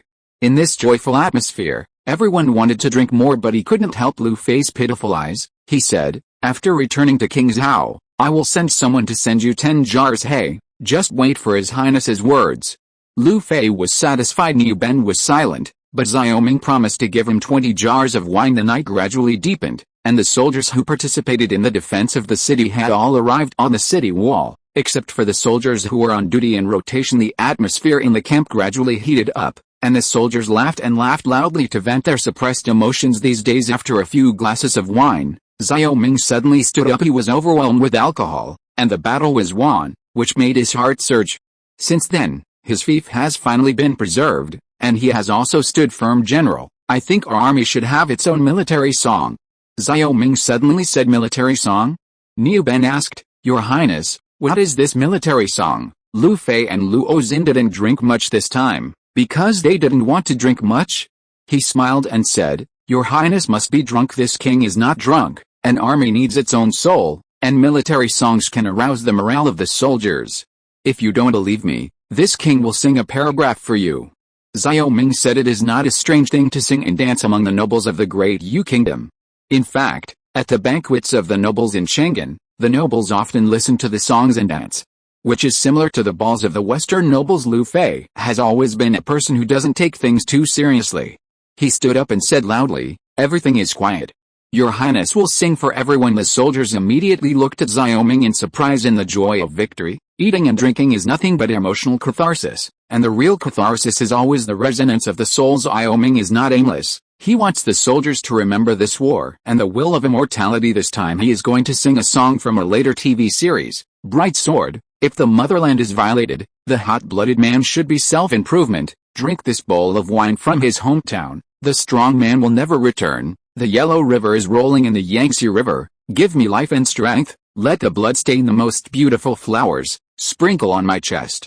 The red flag is fluttering and the bugle is sounding. The sword has been unsheathed with thunder and lightning. It has always been a narrow road to meet the brave and win. Move forward and move forward. Chapter 186. The hoarse voice echoed in the empty Kangzhou camp. Xiao Ming's heart is boiling with blood. This song is the unyielding will of a nation when facing foreign enemies. This song is the soul of an army who dares to shine a sword. At this moment, the Kangzhou camp was quiet. Only the sound of the burning bonfire remained. The soldiers looked at Xiao Ming, who was standing in front of the bonfire, and suddenly a soldier sang along. If the motherland is violated, hot-blooded man should be self-improvement. Another voice sounded then. The soldiers stood up slowly. They followed Xiao Ming and learned to sing line by line. At the end, the soldiers stood together and sang aloud. This strong and intense song gradually turned into blood and poured into everyone's heart, and the roar of the soldiers breaking through the sky in this situation. How this song fits the inexpressible emotions in their hearts, and the suppressed emotions burst out at this moment. Some soldiers suddenly burst into tears when they sang the strong man is gone and never returns. This victory was bought with the lives of comrades in arms. At this moment of celebrating the victory, how could they forget the comrades in arms who had fallen and closed their eyes forever? Niu Ben stood up slowly, and began to repeat the song in his mouth. This song contains too many emotions, and recalling his decades of fighting in the battlefield, he couldn't help but sing along. Lu Fei and Lu Ozin also stood up. Xiao Ming sang not only a song, but the blood buried in the hearts of all of them. Now suddenly, like a tacit understanding, the singing suddenly stopped abruptly. At this time, Xiao Ming picked up the wine glass, and he said loudly, "Cheers to our dead brothers, cheers." The soldiers picked up the rice wine in their bowls. Crack. Xiao Ming threw the glass to the ground. After drinking it, the soldiers followed suit and threw the wine glass on the ground to vent their emotions. Tonight, they saw a different King Qi. This was a King Qi who had flesh and blood and had the same emotions as them. At this moment, they never felt that King Qi was so close to them. Niu Ben's eyes were shining. He had to admire Xiao Ming. This army belongs to Xiao Ming, and it will always belong to Xiao Ming. It was late at night, and the soldiers went back to their respective camps to rest in a warm atmosphere. After 2 more days of rest, they had to return to Kingzhou. Many Kingzhou army soldiers can't wait to go back before them. The news of the great victory in Kangzhou reached Kingzhou. Fan Zheng, who received the news, organized a newspaper office to print the newspaper overnight.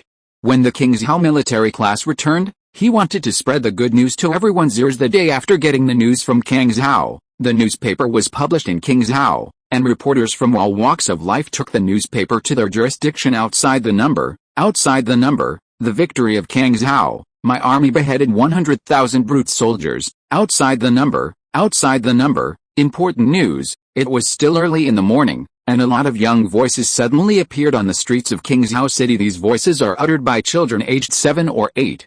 Since the use of newsboys in newspapers was banned, the name has finally returned to the right path because of the promotion of the newspaper in Kingzhou City. Some people who are literate and hyphenated gradually accepted the newspaper, and the industry of selling newspapers has gradually emerged, and many children from poor families will go to the newspaper office to fetch newspapers and sell them on the street very early. What? Great victory in Kangzhou. A scholar rushed out of the house before he was groomed. Do you want a newspaper? A newsboy asked. The news of the great victory of Kangzhou City is in the newspaper. Without saying a word, the scholar gave the newsboy a few coins. He took the newspaper and read it outside the door. The more he read the scholar, the more excited he became. He excitedly ran into the house and shouted, "Dad, Kangzhou City is defended, and the barbarians are floating 100,000 corpses. Withdrawal to Shanhaiguan. We don't have to flee, really? Let me see." An excited voice sounded from the yard, followed by more voices, followed by cheers. Equipment Division. Chen Wenlong and Chen Qi looked at each other and smiled. Your Highness is your Highness after all. If you win this time, the barbarians will be unable to break through Kangzhou City in the future. Chen Wenlong said. Chen Qi also breathed a sigh of relief. Fortunately, the great bomb was delivered in time, otherwise His Highness would definitely chop my head off when he came back. Hey, Dad, do you think His Highness will give me another promotion this time? Promotion? Chen Wenlong's face suddenly darkened. The next promotion is a soldier. Why? You want to replace me? Cold sweat broke out on Chen Qi's forehead instantly. Father, How dare I hit you, I just said, he at the same time. The news in the newspaper continued to spread in Qingzhou City. All the people in Qingzhou cheered and cheered. 3 years ago, the barbarian cavalry burned, killed and looted here, and 3 years later, they no longer have to worry that the barbarian cavalry will reach the city again. King Qi is mighty. A voice suddenly sounded from the street. This is a scholar, he shouted excitedly with a newspaper. The content of the newspaper made his blood boil. Like many scholars, it's not that he doesn't care about state affairs, but that the humiliating wars made them feel ashamed to mention it, especially when the barbarians attacked Qingzhou 3 years ago. For everyone, they desperately needed a win, and this time Xiaoming sent them this news, which is no less than a long drought. King Qi is mighty. Another voice sounded. Then the sound came one after another in the street. The next few days were almost a sea of joy in nearby states. On the 5th day, a news came that the Qingzhou military squadron had returned. The people in the city received the news and greeted the Qingzhou army. So there was a scene outside the Qingzhou city where the people gathered on the official road to welcome the Qingzhou army. Lu Fei, I'm fine with this one. Riding on a horse, Luo Xin sorted out his armor, for fear that the dirt on it would affect his image. Yes, Yushu is close to the wind, and it's suave. Lu Fei secretly wiped his booger on Luo Xin's back, and praised him with a few words he knew. Hearing this, Luo Xin was overjoyed and raised his head even higher. When they were in Chang'an before, they also fought with the barbarians, but there was never a scene where the people greeted the barbarians with food. After all, the people know very well that they just lose more and win less, and this beheading of 100,000 people thwarted Bei Shantaji's attack, which can be said to be something that the Great Yu Kingdom has never done before. This matter is related to the people's life in the future. It is normal for the people to be so happy. In addition, after the bumper harvest, the people have a surplus of food, which has inspired the people's gratitude to King Qi. At this time, they were still a long time away from Qingzhou City, but the scouts had told them that many people would greet them outside the city and reward the soldiers on the expedition. Chapter 187. I'm coming. On the official road in Qingzhou City, a woman's voice suddenly sounded. Everyone looked to the north, and the Qingzhou army was walking towards them in neat steps. The people who came this time included men, women, young and old, and there were also many young women, and the famous girls from the Great Yu Kingdom rarely came out to walk around. But there are not so many rules in the common people's family, not to mention this is a big happy event, and naturally no one cares. When the Qingzhou army saw so many people approaching each other, the soldiers in the team immediately raised their chests and walked over one by one. But behind the serious appearance, the soldiers' eyes swept secretly on the girls in the crowd. Some girls and soldiers met their eyes, and they all blushed and turned away. When the Qingzhou army came, the people immediately surrounded them. They stood on both sides and took out the steamed buns from the baskets and stuffed the fruits into the hands of the soldiers. Xiaoming rode in the middle of the team and was protected by the soldiers. With so many people gathering, they need to consider the safety of King Qi. The guard Niu Ben looked at Xiaoming with a vigilant look at the people around him, preventing someone from mixing in with the people and being detrimental to Xiaoming. Looking at the beaming people on both sides, Xiaoming smiled. He never thought that the people would greet each other. This kind of honor warmed his heart, and it was worth it to defend Qingzhou City with all his life. Luo Xin and Niu Ben walked in front, as if they were tied with wooden sticks behind their backs, and they waved to the people on both sides from time to time. Seeing this, Xiaoming shook his head helplessly. These two treasures had to fight over everything, but the joy was also mixed with a sound of crying. Some people frantically searched among the soldiers, and the people who found their son were very happy, while those people who learned that their son died in battle immediately collapsed to the ground and cried, my son, my son." A mournful cry reached Xiaoming's ears. He turned his head and saw a woman in her 40s and wearing a tattered sackcloth, who was weeping under the support of a girl, and the girl's tears kept falling. When she saw Xiaoming, she suddenly shouted, Your Highness, stop." Xiaoming shouted at this time, and the advancing Qingzhou army stopped immediately. Niu Ben dismounted along with Xiaoming and came to the front of the girl. In the marching team, Xiaoming was surrounded by stars like the moon, and he was easy to recognize. The girl seemed to have seen this and shouted, His Royal Highness.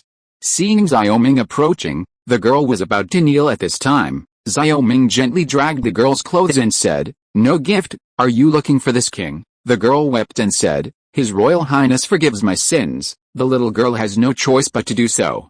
My mother and I have just learned from our fellow villagers that my brother died in the battle. At this time, we have nothing else to ask for. We just want to know where my brother is buried. It's good to go to pay homage every year. Xiaoming felt a sting in his heart. At this time, the crying on the side of the road gradually increased, and he said, Don't worry, girl, the soldiers who died this time have all been brought back. They died in battle in a foreign country. How could this king let them go? The soul returns to its homeland. Thank you, your highness, this little girl has nothing to ask for. The woman cried at this time. A commoner said, oh, poor, the only son died, and now there are only 2 mothers and daughters left. How are you going to live these days? When this word reached Xiao Ming's ears, he felt even more uneasy. The current victory was exchanged by the soldiers with blood. At this time, how could he let the dead soldiers also miss them on Huangquan Road? He said, my lady is righteous, and I admire it in my heart. The family members of the soldiers who died this time can go to the government office to receive silver taels of pension. Don't forget this, girl. If you have any other wishes, you can also tell me about it. No need, your highness. The girl lowered her head and slowly left with the help of the crying woman. With a sigh, Niu Ben said, your highness doesn't have to be too sad. Fighting is always going to kill people, and slowly his highness will get used to it. When he said this, Niu Ben's tone was full of vicissitudes, and there was deep pain in his eyes. He also walked step by step, and countless soldiers came and went. How many of his former comrades are left? Looking deeply at the mother and daughter who had left, Xiao Ming sighed deeply. Now he can repay these people so that they can live a good life in the future. When they stopped, the smiles on the faces of the soldiers of the King Xiao army also disappeared. The cries that sounded from time to time reminded them of their dead comrades in arms. How could they be immersed in victory now? At the gate of the city, all the officials in King Xiao went out of the city to greet him, with Pang Yukin standing at the front. Seeing Xiao Ming, Pang Yukin said, congratulations to your highness for the great victory in King Xiao. The class teacher has returned. Xiao Ming's mood was a little heavy because of what happened just now. He said, it's inconvenient to talk here, let's go to the governor's mansion. Pang Yukin was stunned for a moment, seeing that there was no smile on Xiao Ming's face, thinking that something was wrong, so he nodded. Niu Ben and others went to the governor's mansion with Xiao Ming. At this time, Pang Yukin said, your highness, what's wrong? Did something happen to Kang Xiao? No, Kang Xiao city is indeed defended. Xiao Ming's words made Pang Yukin heave a sigh of relief. Then Xiao Ming said, what this king and you are talking about is the follow-up pension issue. The pensions of the soldiers who died in battle must be paid to the family members. Don't go wrong, otherwise this king is only your question. Xiao Ming told him such a happy day, and Pang Yukin also scratched his head a little after Xiao Ming said this. He left the governor's mansion at this time. Niu Ben said to Pang Yukin, His Royal Highness has experienced such a cruel war for the first time, and it is inevitable that some emotions will be touched in his heart, but what he said is right. The follow-up issues of the fallen soldier must be handled properly, otherwise it will be cold for the soldier's heart. Of Pang Yukin understood. I see, I understand. The army returned to the city and returned to the King Xiao camp after resting at the same time. The news of the great victory in Kang Xiao also flew to all parts of the Great Yu Kingdom along with the newspapers on the day of Kang Xiao city's victory. Zhan Xingcheng sent the news to Chang'an. Now this news is in the hands of Xiao Wangsu and Kang Xiao victory. Beheading 100,000 savage soldiers, Bei Shan fled in embarrassment.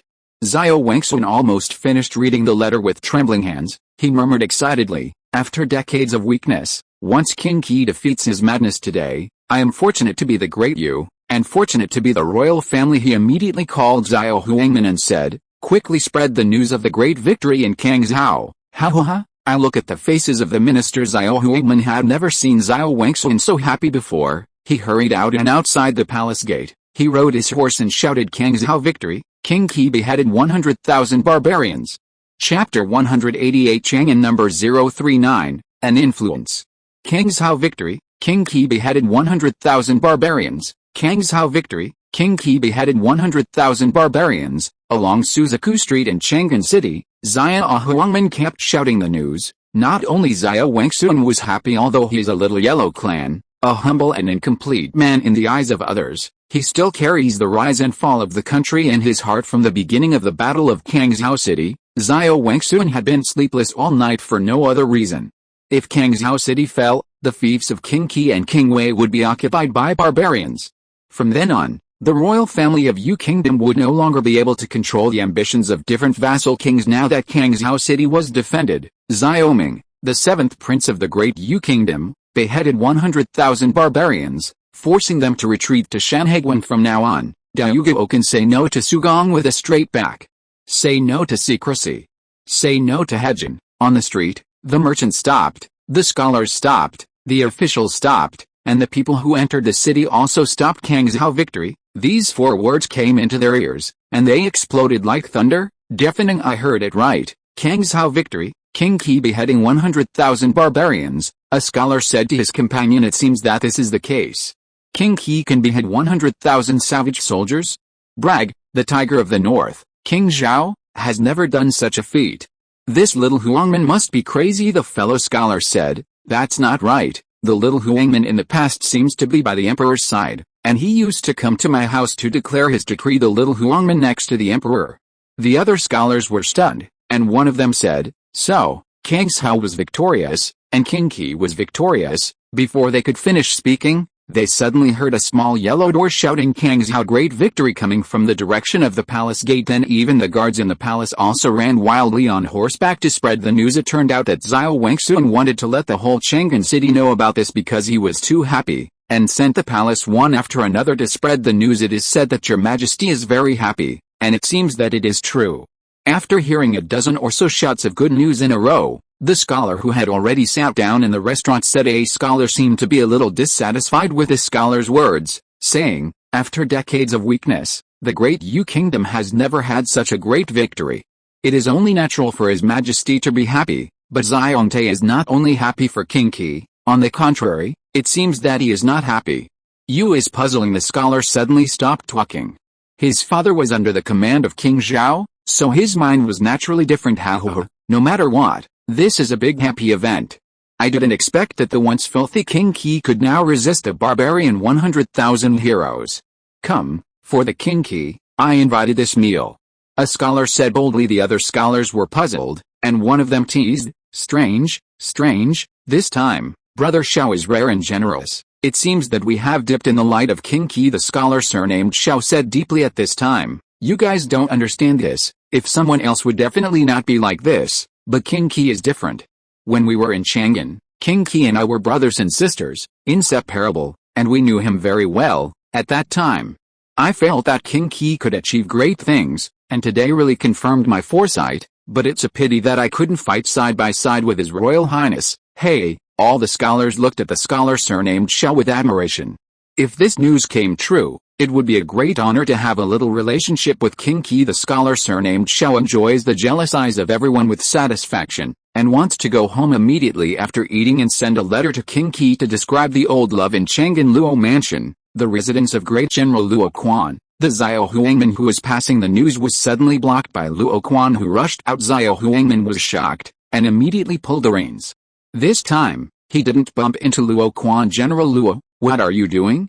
Xiao Huangman's face was pale. Luo Quan ignored Xiao Huangman at all, but stepped forward and pulled Xiao Huangman off his horse. He shouted, what did you say? Say it again. Xiao Huangman was so frightened that his heart trembled, thinking that he had bumped into Luo Quan, and he said, the little slave asked the general, what is this? I said the first sentence. Luo Quan shouted again, looking excited. It was only at this time that Xiao Huangman came back and said, General, Kang Zhao city has been defended. King Qi beheaded 100,000 brute soldiers. Great victory. When he was at home, Luo Quan faintly heard the news from Xiao Huangman. He thought it was his own illusion. Later, when the voice sounded again and again, he realized it. Victory. Victory. Victory. Luo Quan's body trembled slightly and kept repeating the news. Although they did not participate in the Battle of Kang Zhao, during this time, information from the Great Yu Kingdom kept coming, and they knew very well that the barbarians had launched an attack on Kang Zhao city. These days he and the ministers sent by the main station are as uncomfortable as cat's paw. Ecstasy filled him now, and he asked, is there any news about my son Luo Xin? General, this is not the case. The letter from His Royal Highness King Qi to His Majesty is very short. It only contains the news of the great victory of Kang Zhao and the beheading of 100,000 people. However, the letter said that after the rest, the situation of the battle will be published in the newspaper and sent to the Chang'an. Is coming really? Luo Quan was excited and worried. After all, Luo Xin had no news at all. Xiao Huangman nodded at this time. That general, I have to continue to deliver the news. Go to my mansion and lead the horse. Luo Quan grabbed the horse of Xiao Huangman and galloped towards the palace on his horse. Xiao Huangman let out a wry smile. The Kang Zhao Zhi was defeated, and the general was crazy. Victory in Kang Zhao. Xiao Huangman shouted again as he walked to Luofu to lead the Horse East City. This is the place where Chang'an merchants gather at this time. A dozen or so businessmen were gathered together to discuss excitedly. This time Kang Xiao has won, and King Qi's fief is safe. Now we finally don't have to worry about our business. A businessman heaved a sigh of relief. These days, he made a lot of money selling soap to and from Chang'an and King Xiao, but because of the war, soap production in these King Xiao was also delayed. Now that Kang Xiao City has embraced them, their business has also been preserved. No, God bless King Qi, he finally won. Hey, my whole family counts on my business in King Xiao.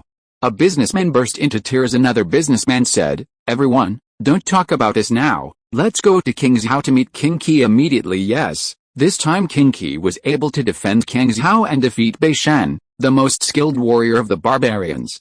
This shows that King Qi has great talents, and the city of King Xiao will be safe in the future. At this time, a businessman walked by in front of them, and the carriage behind him saluted softly. The merchants asked strangely, where are you going? Now that King Qi can keep Kang Xiao, it means that King Qi's fief will be safe in the future, and it will be a good place to do business in the future. I plan to settle in King Xiao. Wait, I'll go too. The merchants shouted. Chapter 189. In August, the scorching sun bakes the city of Chang'an. The news of the great victory in Kang Xiao made the hot Chang'an seem even hotter. Streets, alleys, houses, courtyards, everyone is discussing this news. The people are fanatical, and the officials of the main war faction are fanatical. They rushed to the palace to congratulate Xiao Wangsun as soon as possible, and the proposition was confirmed at this moment. However, several families rejoiced and others were sad, and the officials of the Lord Harmony School felt mourned after hearing the news. But after all, this is the victory of the Great Yu Kingdom, and they also came to the palace to congratulate Xiao Wangsun. Congratulations, Your Majesty, His Majesty, the great victory in Kang Xiao. King Qi has frustrated the spirit of the barbarians, and all the unreasonable demands of the barbarian messengers can be ignored. In the Changqing Hall, Luo Quan Kiu said loudly. The other officials from the main station stood behind Luo Quan, looking at the officials of the main station with contempt like a victorious rooster, meaning you cowards. Look at the barbarian. Xiao Wangsun laughed when he heard the words. So many ministers came to congratulate him, but he was even happier. Happy together, rejoice together. This is something that the whole world celebrates together. Kui Hao and the other group of civil servants squeezed out a smile that was uglier than crying. This time the barbarians were defeated in Kang Xiao, and they would definitely not go to Kang Xiao to find bad luck again. In a short time the fiefs of King Zhao and King Liang are about to suffer if the barbarians spread the grievances of this defeat on the kings of Zhao and Liang. These officials who rely on the kings of Zhao and Liang to live a luxurious life will have to cut off their silver offerings. Congratulations, Your Majesty. Congratulations, Your Majesty. Kui Hao pretended to congratulate, and then said, Your Majesty, the victory of King Qi is certainly gratifying, but from the battle tactics of the barbarians, only 20,000 or 30,000 of the 100,000 soldiers are barbarians, and the rest are slaves. Soldiers, it can be seen from this that these losses are only skins to the barbarians. If the barbarians are so embarrassed and angry and raise a large army, then it will not be the same. Therefore, Your Majesty, the King of Qi has won. We must not act recklessly and have a comprehensive relationship with the barbarians. At this time, we should send envoys to the Golden Horde to state that this is the behavior of the King of Qi himself, and has nothing to do with the Great Yu Kingdom. Your Majesty, think twice. The people behind Kui Hao said in unison. A bunch of cowards. Traitors. With this great victory, we can take this opportunity to cut off the tribute and let the barbarians return the Yaozhao area to our country of Dayou. How can we lick our faces and send envoys to fear offending the barbarians? Luo Quan scolded. Xiao Wangsun's smile gradually disappeared, and he said, I once said that if you win this time, from now on you can't mention the annual tribute, ceding land, and begging for peace. Today, I think you are a member of the Kui family. When you didn't say it, if you mention it again, don't blame me for turning my face and being ruthless. Kui Hao shuddered in fright. Xiao Wangsun's tone was very cold. It was definitely not a joke. He didn't dare to say it again. It seemed that Bei Shan's insult to Xiao Wangsun last time made him completely hate the barbarians. In front of the minister, the prince and other princes also arrived at the Changqing Hall at this time. The prince and others had mixed feelings in their hearts, and now the fool can see how happy Xiao Wangsun was because of this matter, and it was foreseeable that their seventh brother was favored. The prince's mood was particularly complicated. On the one hand, His grandfather King Zhao hoped that Kang Zhao would fall to relieve Zhao's pressure, and on the other hand, he thought of getting Xiao Ming's support. The Kang Zhao victory this time, Xiao Ming's status among the vassal kings will definitely rise. If he gets Xiao Ming's support at this time, his throne will be more guaranteed, but because of King Zhao, he couldn't like Xiao Ming at all. But after hesitating for a while, he still said, "Father, this time the seventh brother is a great achievement, and it should be rewarded more well." The prince said, "Yes, this is what you should say as a big brother." Xiao Wangsun nodded with satisfaction. The prince was overjoyed and continued, "This time the seventh brother has made outstanding achievements in battle, and the emperor should lift a ban on the feat of the year. In this way, the seventh brother can often return to Chang'an to save his relatives well. This need not be said. Now that King Qi can be alone, he is the pillar of the royal family and deserves this treatment." Xiao Wangsun felt more and more that the prince was sensible today. The second prince and others felt sour in their hearts. Before that, they had never looked down on Xiao Ming, a vassal king far away from Chang'an, who was easily forgotten. Now this person has re-entered the center of Chang'an, and this military exploit alone is worth all the credit they have made, which really makes them unhappy. But they also knew that this was not the time to speak ill of Xiao Ming. After all, Kui Hao had already touched a rock. The second prince said, "My father's vision is far-reaching. It was a rainy day to send the seventh younger brother to King Zhao. This time the seventh brother's victory over the barbarians was a big part of it, but the father's achievements are enough to be remembered in history." Ha ha ha. Xiao Wangsun laughed heartily, although he knew that the second prince was just flattering, but these words did make them look good in front of the ministers. The third prince glanced at his elder brother, and he actually let him say what he wanted to say. Who does not know Xiao Wangsun's character? Who is so happy? This prince puts a little credit on him. At this time he will naturally have a better impression of whom. However, he is not a vegetarian. He said bluntly, "Father, my son has made the civil servants write down the father's words that he rejected the ministers in the court that day, and this great victory in Kang Zhao can be recorded in the history books." It was better to do what was said, and the three emperors immediately pressed the second prince on the head, and the second prince suddenly showed an unhappy look. The prince was even more resentful, and this time he made wedding dresses for others. Xiao Wangsun glanced at the third prince with satisfaction, and then looked at the fourth prince, who had been silent all the time.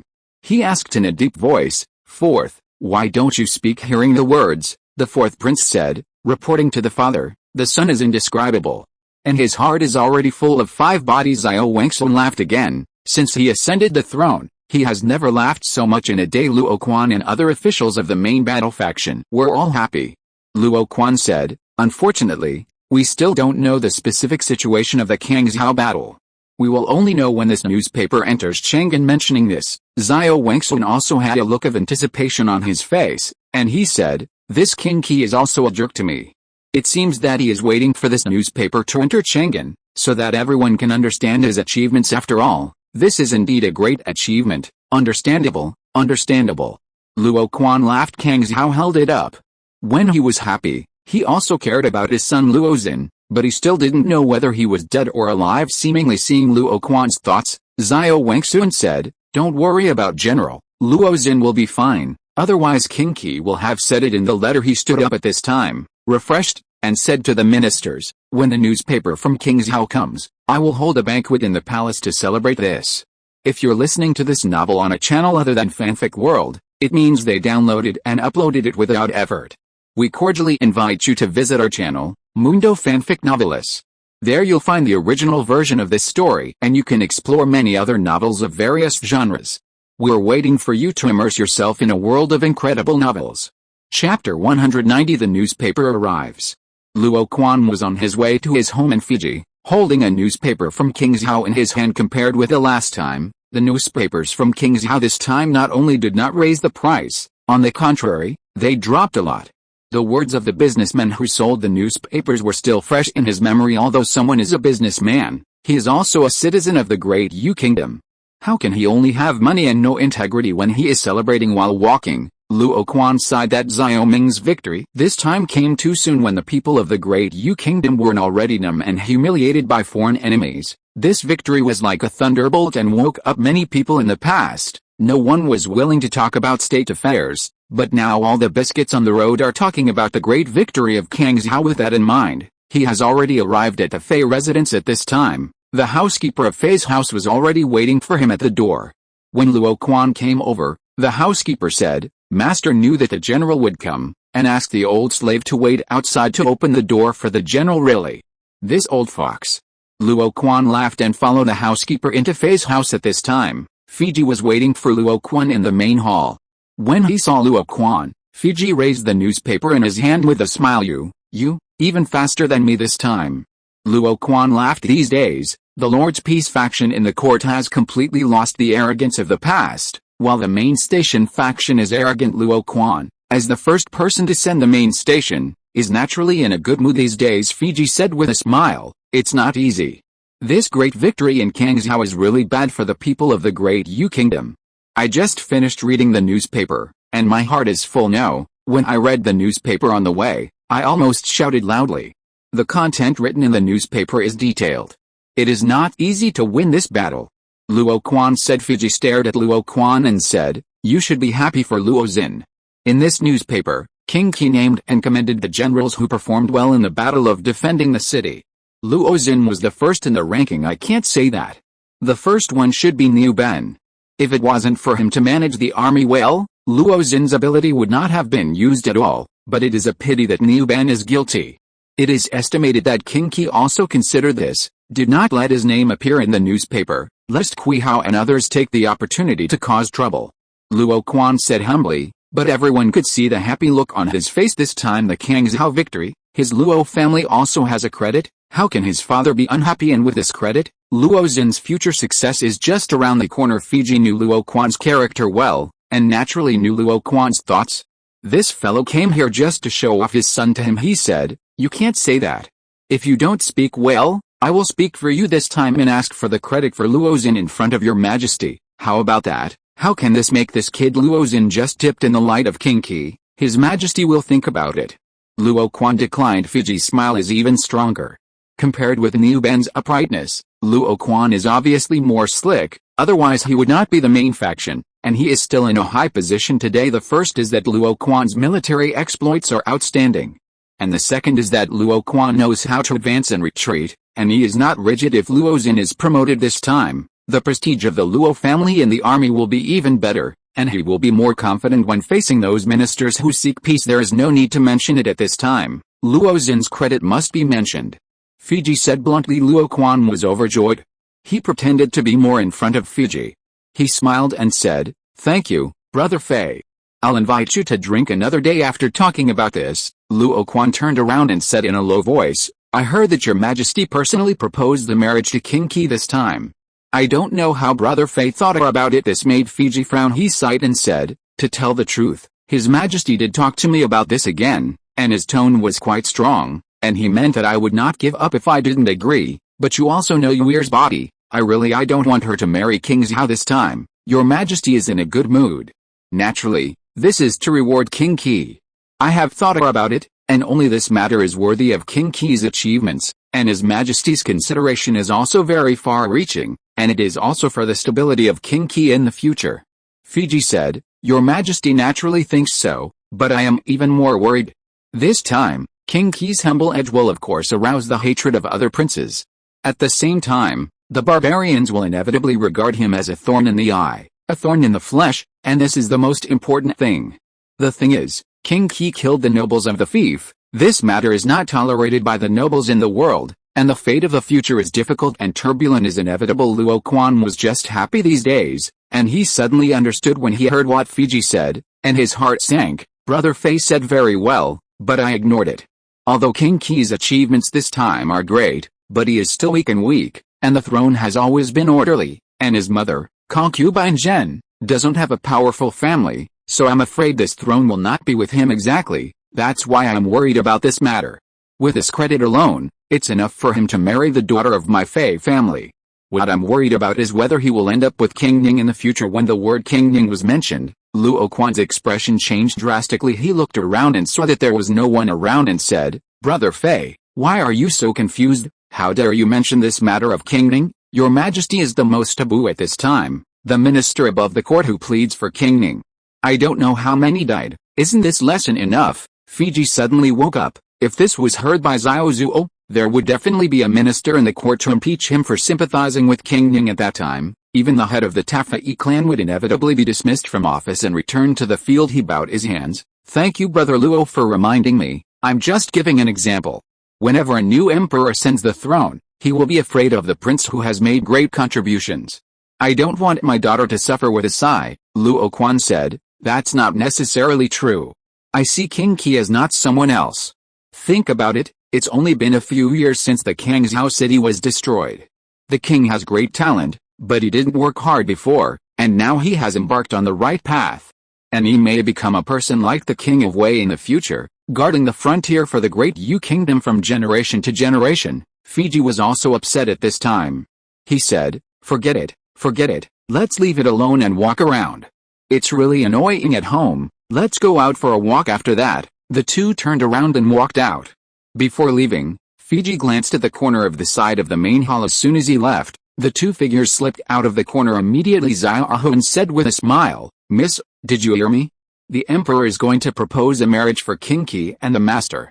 Congratulations, Miss is getting married. Hearing this, Fei Yu'er blushed immediately and said with a spit, damn girl, I'll let you talk nonsense. Chapter 191. Hee, the slaves are not talking nonsense, this is what the master said. Xiao Ahun avoided Fei Yu'er and reached out to twist her hand. Xiao Ahun, say it. Fei Yu'er's face turned even redder. She was too ashamed and angry. She had always been ashamed to mention this matter between men and women. Xiao Ahun laughed and said, Miss is not me fooling around. Miss and King Qi are the same age, and should have been married long ago, but the master has always been reluctant to bear the young lady's body, and now the emperor himself proposes a marriage. This master must not be able to refuse. What's more, the city of Chang'an is now talking about King Qi's credit, and this young girl who is thinking of spring says that King Qi is a great hero, and there is no marriage yet. And many family members of ministers are rushing to the palace to see concubine Zhen.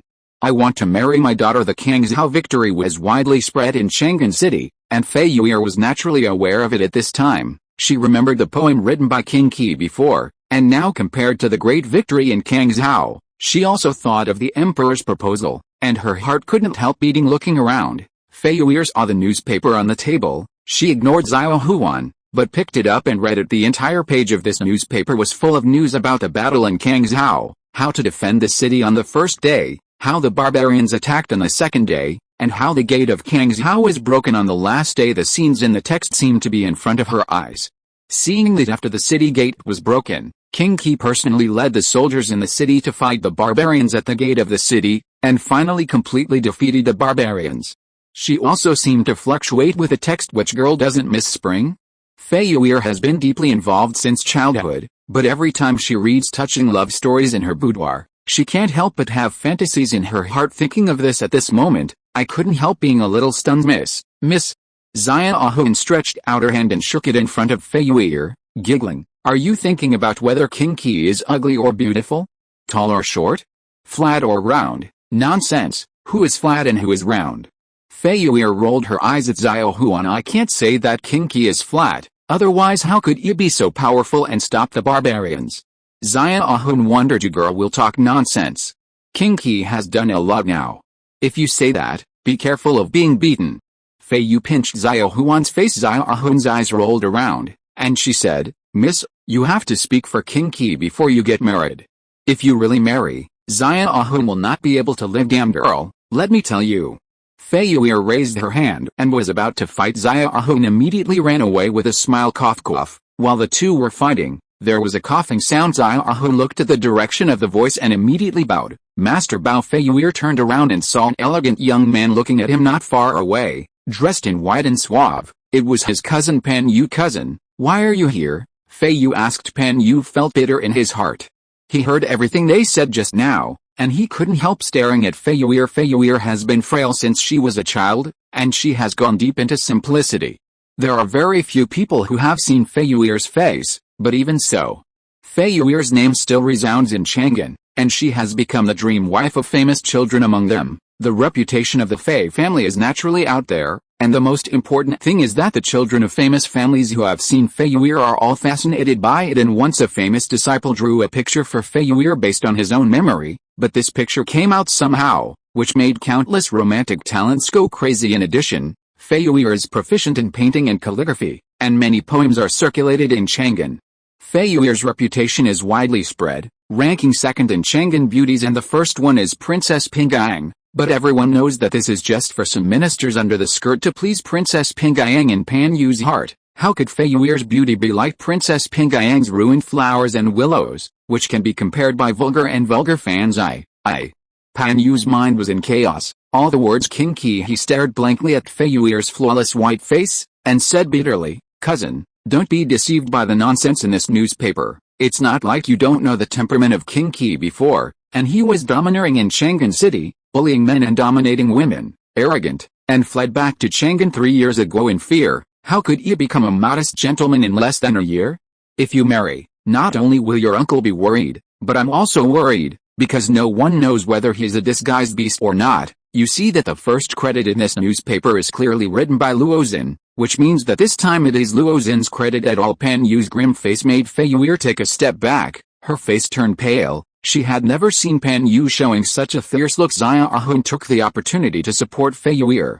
She has always been dissatisfied with this young master, because he always runs to Fei's house every few minutes, and the master is also inconvenient to say anything because of his nephew's face. But this is indulgent Pan Yu, who comes to the house every time for the reason of visiting Fiji, but is actually close to Fei Yu. Fei Yuer rarely goes out and doesn't understand the world, but Xiao Huan is very shrewd. He can naturally see Pan Yu's mind, but this Pan Yu is nothing but a skin bag, and the inside is just a straw bag. Cousin, how about King Qi? Above the court, the people have their own justice, not to mention that the prodigal son will not exchange money for his return. This Kangzhou victory.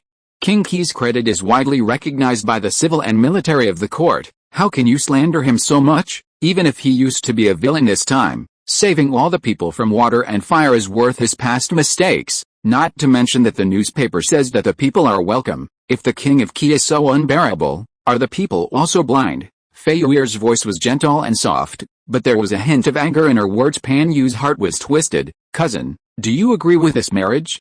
Do you think King Qi is worthy of you? Fei Yuer's eyelids drooped. She said softly, "Marriage matters, parents' orders, matchmakers' words. What kind of family my father has promised me, I will marry any kind of family. This is my daughter's life. As for King Qi, if daddy accepts the emperor, even if he is a beast, he will be my husband." Hearing this, Pan Yu felt that he could not utter a single breath in his heart.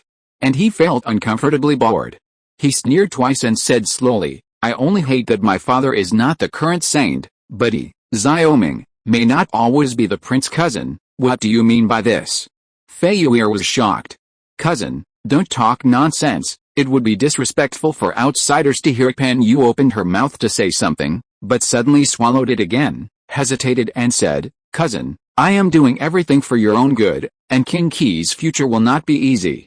Chapter 192 Military Burial. The scorching sun was in the sky, and the sound of cicadas came from the branches of the trees, disturbing people's minds. Fei Yuer frowned lightly. She has read history books since she was a child, and she knows the humiliating history of constant foreign invasions. Although she is a daughter, there is no lack of men's expectations for the country and the prosperity of the nation, not to mention whether she is going to marry into King Qi's mansion. But Pan Yu's remarks from King Qi made her quite unhappy. No matter how ignorant a person is, he can't slander this great victory in Kangzhou, and slander King Qi who was in Kangzhou to guard a city. She said lightly, "Cousin, please come back. What is the future of King Qi? I have destiny. I am not very comfortable, so I went back to rest, and I hope that my cousin will spend more time on reading in the future, instead of wasting time here every day." Pan Yu's face turned pale again when she heard the words. Fei Yuer was chasing people and told him not to come again. He said, "Cousin, you have to believe me. I am here for your own good." After that, Pan Yu sighed and turned away. Seeing Pan Yu walking away, Xia Ahun murmured, "King Qi is better than you, no matter how unbearable it is. Who doesn't know what you're doing outside?" Xia Ahun. Fei Yuer's voice was stern. Xia Ahun is her personal maid, but after all, she is just a slave. If anyone hears these words, Xia Ahun will inevitably be punished. Gently put the newspaper in her hand back to its original place. Fei Yuer shook her head gently and walked back with Xiao Huan. In Chang'an City, the sensation caused by the newspapers had just begun. At this time, the newspapers were really hard to find. The merchants from Kingzhou were surrounded by merchants, scholars, and officials. Everyone, "Don't rob, don't rob." A Qingzhou businessman had a smile on his face. He was originally an ordinary scholar in Qingzhou, and because his family was poor, he wanted to do some business to support his family. When King Qi returned victoriously, the whole Qingzhou fell into jubilation, and every household was decorated with lanterns as if it were a Chinese New Year. And after the newspaper that published the Qingzhou Guard War came out the next day, the newspaper was even more frantically robbed. When he thought about it, the Battle of Qingzhou was not only a matter of King Qi, but also a matter of the great Yu Kingdom, especially Chang'an, which must be more concerned. So he borrowed a large sum of money from a friend and bought 1,000 newspapers to Chang'an City. When he came to the most lively Guojiang Pool in Chang'an City, he was surrounded by the Qingzhou newspaper. As soon as he shouted, he was almost scared to run away, but when he saw these people rushing over one by one with silver in their hands, he suddenly calmed down, thinking that it would be worth it to blow the silver to death. However, this newspaper was so popular that he didn't dare to sell it too expensively. After all, Qingzhou was only worth 3 or 4 cents per newspaper, and he finally decided to have 1 or 2 silver. But even so, the thousands of newspapers were snapped up in a blink of an eye, and some scholars even bought hundreds of copies directly. The newspapers were all sold out, and the scholar looked at the pile of white silver in front of him. This is real money and silver, and now he is worried about money for the first time. The 1,000 taels are not silver notes, so he will leave with him. The thousands of taels were calculated according to the jins issued by Qingzhou when purchasing grain this year, but 100 jins, how could he be moved by a person without the strength to hold a chicken? This is really a kind of happy pain. But even happier than Yinzi, he suddenly felt an unprecedented respect. These Chang'an scholars have always looked down on the scholars from Qingzhou. Every year when they go to Beijing to take the exam, he is often scolded by people such as Yan Xinyu. But at this time, the scholars surrounding him with envy in their eyes, kept asking for more details of this great victory in Qingzhou. This suddenly raised a sense of pride in his heart, the pride of being a prince of Qi for the first time. He began to doubt whether he would continue to go to Beijing to take the exam. Maybe staying in Qingzhou would be a good choice, even if you won't be able to flourish in the officialdom in the future. He glanced at the money on the ground. It's not bad to make some money. He was thinking about it when he suddenly saw a group of powerful children arguing about something, as if they were about to fight. He listened carefully, and he couldn't help laughing out loud. It turned out that these powerful children were arguing about which of them had the closest relationship with Xiaoming when Xiaoming was in Chang'an, and they looked like they were very familiar with King Qi. He shook his head, thinking that if King Qi knew that he was being talked about everywhere in Chang'an, he didn't know how he would feel. However, from his point of view, I am afraid that the maverick King Qi will not care what these people talk about him. Maverick has always been the style of King Qi, and just as he thought, Xiaoming didn't have time to care about Chang'an's reaction at this time. Qingzhou was enveloped in a slightly heavy atmosphere after a brief celebration. Unlike the scorching sun in Chang'an, it was drizzling in Qingzhou at this time. If it was in the past, people would have been hiding at home in such days, but today, the muddy streets of Qingzhou City are full of people in this great victory of Qingzhou. The city of Qingzhou was defended, the food of the people was kept, the pockets of the merchants were kept, and the stability of the 6 states was kept. But behind the victory, how many soldiers lost their lives? How many parents lost their children? Victory is worth celebrating, but the soldiers who lost their lives will be remembered forever. So after a short rest, Xiaoming decided to bury the soldiers who died in this battle in a specially designated tomb of the martyrs, so that the people will always remember these martyrs who died fighting the barbarians in this era. This move has never been done before, but Xiaoming thought it was necessary because this is not only to pay homage to the dead soldiers, but also to arouse the hatred of each soldier for the barbarians, but also to let thousands of people understand that their deaths are glorious, their deaths are worthy of being remembered. And history should not be forgotten. Those ordinary warriors who shed their blood for the nation, they are dead, but they still live in everyone's hearts. Although the body is destroyed, the spirit remains forever on the street. The soldiers of the Qingzhou army, lined up in 2 neat teams, walked out of the city silently and slowly in the middle. The soldiers carried the bodies of fallen soldiers with heavy footsteps on both sides. The families of the dead soldiers wept bitterly, which moved the people who came to see them off. Xiaoming, Niu Ben, Lu Fei and Lu Ozin walked at the front of the team. At this time, they were all wearing the armor of the Qingzhou army and walking like ordinary soldiers. They also carried the corpse of a Qingzhou army soldier on their bodies. In the face of these fallen soldiers at this time, there is no respect between them, only comrade in arms. The soldiers pursed their lips tightly, and their eyes were fixed on the 4 top generals walking in front, with blood flowing in their hearts. Once upon a time, These ordinary soldiers could enjoy such an honor, they thought. Even if they died in battle, they would have no regrets, and those young people who have not yet joined the army are boiling with anger towards the barbarians. And many people clenched their fists waiting for the army to recruit soldiers next time. They must join the army and avenge these dead soldiers. Chapter 193 King's How Army Soul. The drizzle was still falling at this time. King's How City is like a silent movie scene, giving people a feeling of suffocation. This is a backlog of anger from the eyes of the common people. Xiao Ming saw this kind of anger. Before, they could only suppress the anger in their hearts. 3 years ago, they suffered from the invasion of barbarians, and they were brutally exploited by the wealthy who colluded with foreign enemies. These people have been suffering silently.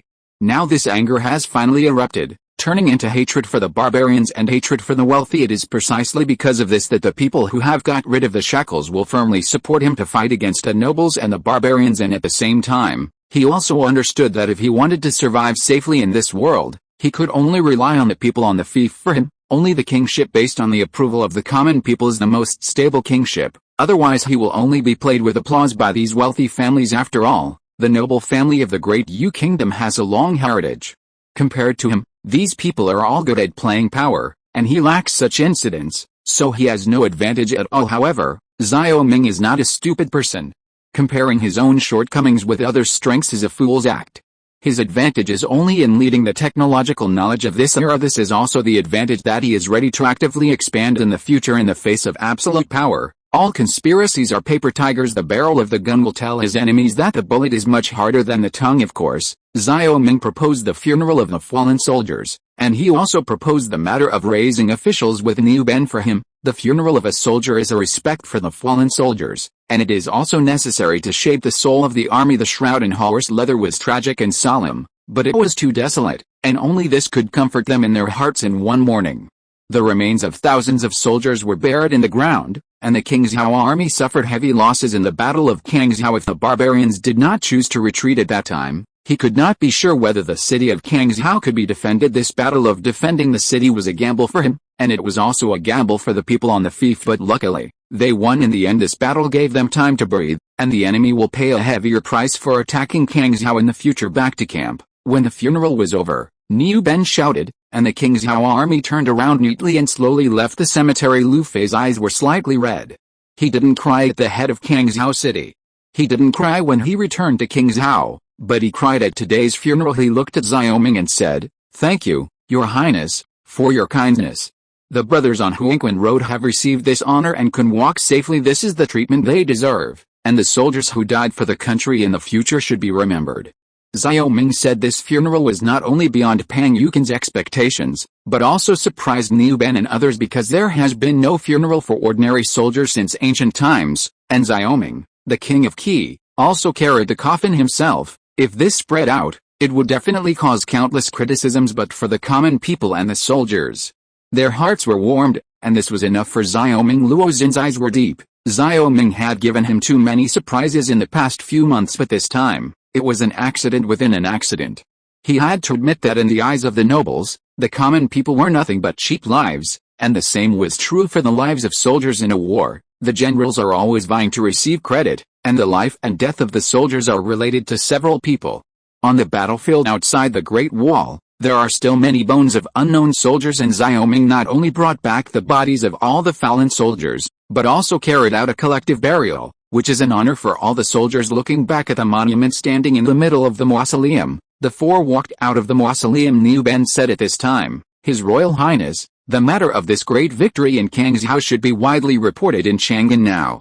Next, His Majesty will definitely pass that His Highness will go to Chang'an to receive the reward. I think it's better not to go, Your Highness.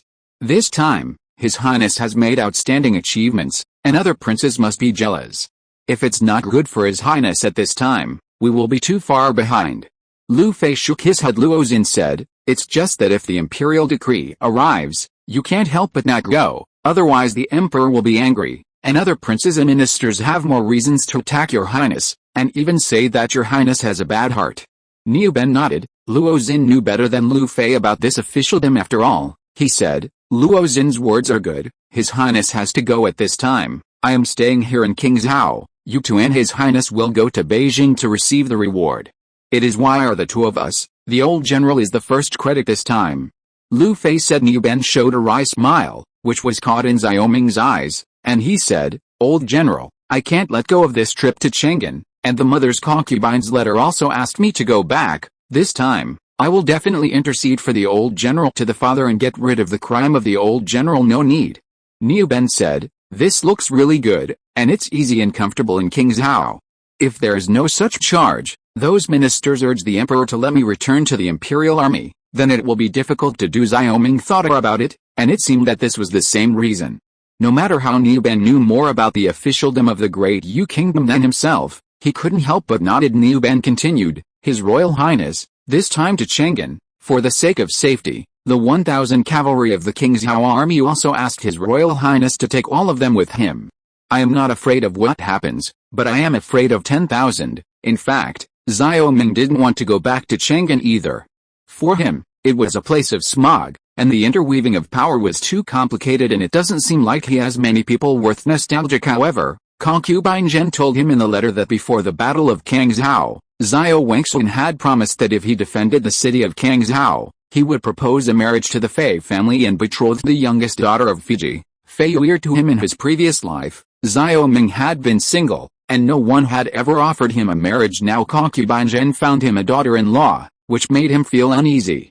After all, he had never seen this Fei Yu'er. Generally speaking, the marriage in the Great Yu Kingdom will not meet before entering the bridal chamber. If he came back with a dominatrix, he would be miserable for the rest of his life. As for Fei Yu'er's family, Shi Fei's family, he didn't have any special ideas, but he also knew that this was concubine Zhen's idea of arranging Fei family daughters for him. It's just that Xiao Ming's idea is to work hard, be self-reliant, and rely on others will eventually fall. Therefore, he does not care about the family background of this Fei family. With a sigh, Xiao Ming was a little helpless.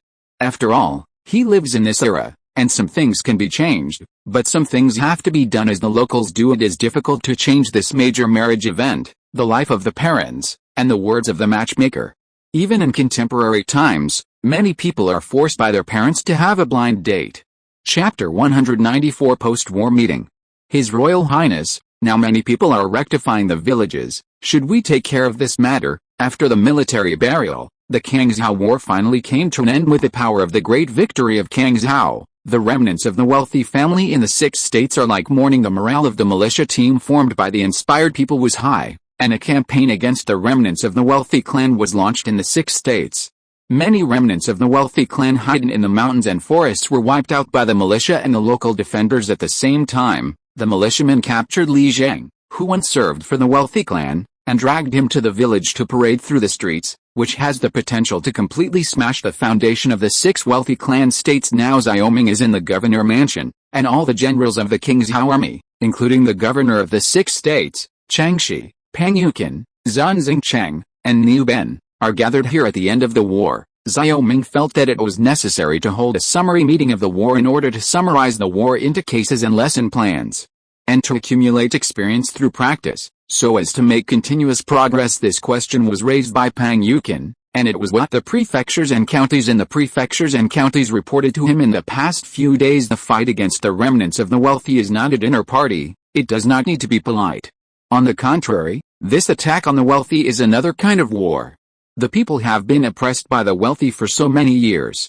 Clear the imprisoned thoughts left by the wealthy family in their minds, so that the wealthy family has no place to stand. Xiao Ming said to Pang Yukin after a pause. He added, so, not only can this incident not be stopped, but also the people should be encouraged to turn over the old accounts of the wealthy clan, and pull out the wealthy clan who are in prison to be criticized by the people. The government should cooperate with the people in this matter. Only in this way can the style of the noble family no longer appear in the fief. Pang Yukin nodded, and at the same time wrote down Xiao Ming's in this matter. He also agreed with Xiao Ming's approach. Taking this opportunity, he must not let the aristocratic clan revive, so that the land of the 6 states has no soil for the aristocratic clan to survive, and let the aristocratic clan become mice crossing the street, and everyone shouts and beats them. After answering Pang Yukin's question, Xiao Ming looked at Chen Wenlong and said, this time, at this critical juncture, the equipment department was able to deliver ammunition. This is also a great achievement and deserves an award.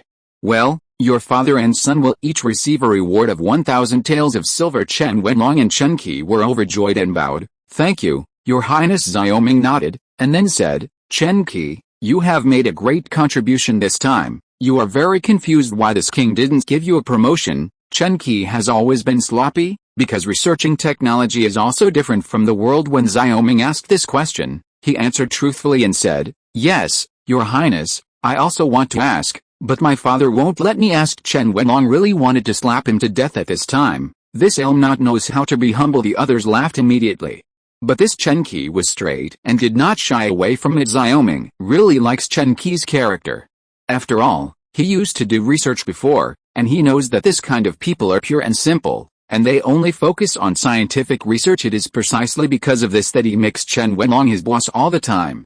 After all, Chen Wenlong is much more experienced than him. He said, "I won't give you a promotion this time, but there is a big thing for your equipment department." Chen Qi and Chen Wenlong immediately showed anticipation when they heard the words. Xiao Ming continued, "This king is going to set up a special military workshop, which will be responsible for the production and development of military weapons. Chen Qi, this king is going to hand over this military workshop to you to manage. What do you think?" Sample, His Royal Highness, really? Chen Qi said excitedly. Ever since this cannon came out, Chen Qi has been fascinated by the production of this cannon. This is a challenging technology. Well, will this king still lie to you? But you will have a heavy burden to take over this military workshop. You will be responsible for the production and research and development of military weapons and equipment. Xiao Ming said, "His Royal Highness, this is no problem, but I will take the skilled craftsmen from the equipment department." Chen Qi said now the surrounding environment does not allow Xiao Ming to develop the economy first and then the military, so after thinking for a while, he decided to grasp it with both hands. He nodded, "You choose this craftsman, you can take it with you, and you can choose the slave." Chen Qi nodded excitedly when he heard the words. Chen Wenlong looked worried. "His Royal Highness, Chen Qi is gone. What about the equipment department?" "Don't worry about this. The military workshop is still under the management of the equipment department, but there is one more branch. At the same time, the functions of the equipment department will be increased again. When the military workshop is established, a scientific research institute must be established, and outstanding students from Bowen College will be selected to enter and be responsible for research in chemistry, physics, equipment and other technical aspects." Xiao Ming said. Chen Wenlong breathed a sigh of relief, saying so, it was like indirectly promoting the two of them. However, when he heard about chemistry, physics, and equipment, his eyes dizzy. These are all things in Bowen College. As for the location of this research institute, it's located in Bowen College. Chen Qi, you are also one of the people in the research institute. Xiao Ming said without waiting for Chen Qi to ask. Chen Qi breathed a sigh of relief when he heard the words. The military workshop and the scientific research institute are not in conflict. For example, Lu Tong made gunpowder and artillery complement each other. The reason for this restructuring is that Xiao Ming also suffered from a lack of ammunition in Kangzhou City in the past. The equipment department was like a hodgepodge, and all technical matters had to be handled. Now Xiao Ming has completely refined the industrial classification, especially the military industry, focusing on training, and the Scientific Research Institute has gathered many talents and will be responsible for the development of various aspects of the industry in the future. When talking about the military workshop, Niu Ben and other generals showed approval. This shows that Xiao Ming attaches great importance to the army, and he may have to reform the army next. Sure enough, after talking about the Department of Equipment, Xiao Ming looked at Niu Ben. "You must also have a deep understanding of the power of artillery in this war." Niu Ben and the others nodded. So, in the future, the Kingzhou Army will be established as an independent service called artillery, and in order to equip more firearms in the future, this king has decided to reform the military system. Division of the army. After saying this, Niu Ben and the others showed a confused look. They had never heard of these things. The reason why Xiao Ming is reforming the army now is to equip the army with firearms to allow them to adapt and advance. The reason for abandoning the military structure such as the commander of the Great Yu Kingdom, the captain of the Kaken, the centurion, the chief, and the corporal is because such an army cannot adapt to the future firearms force. After all, the Kingzhou army is now divided into cavalry, crossbowmen, sword and shieldmen, spearmen, etc. In the future, it will be all firearms squads, platoons, companies, etc. These organizational structures are more suitable for firearms operations. Chapter 195, Military reform.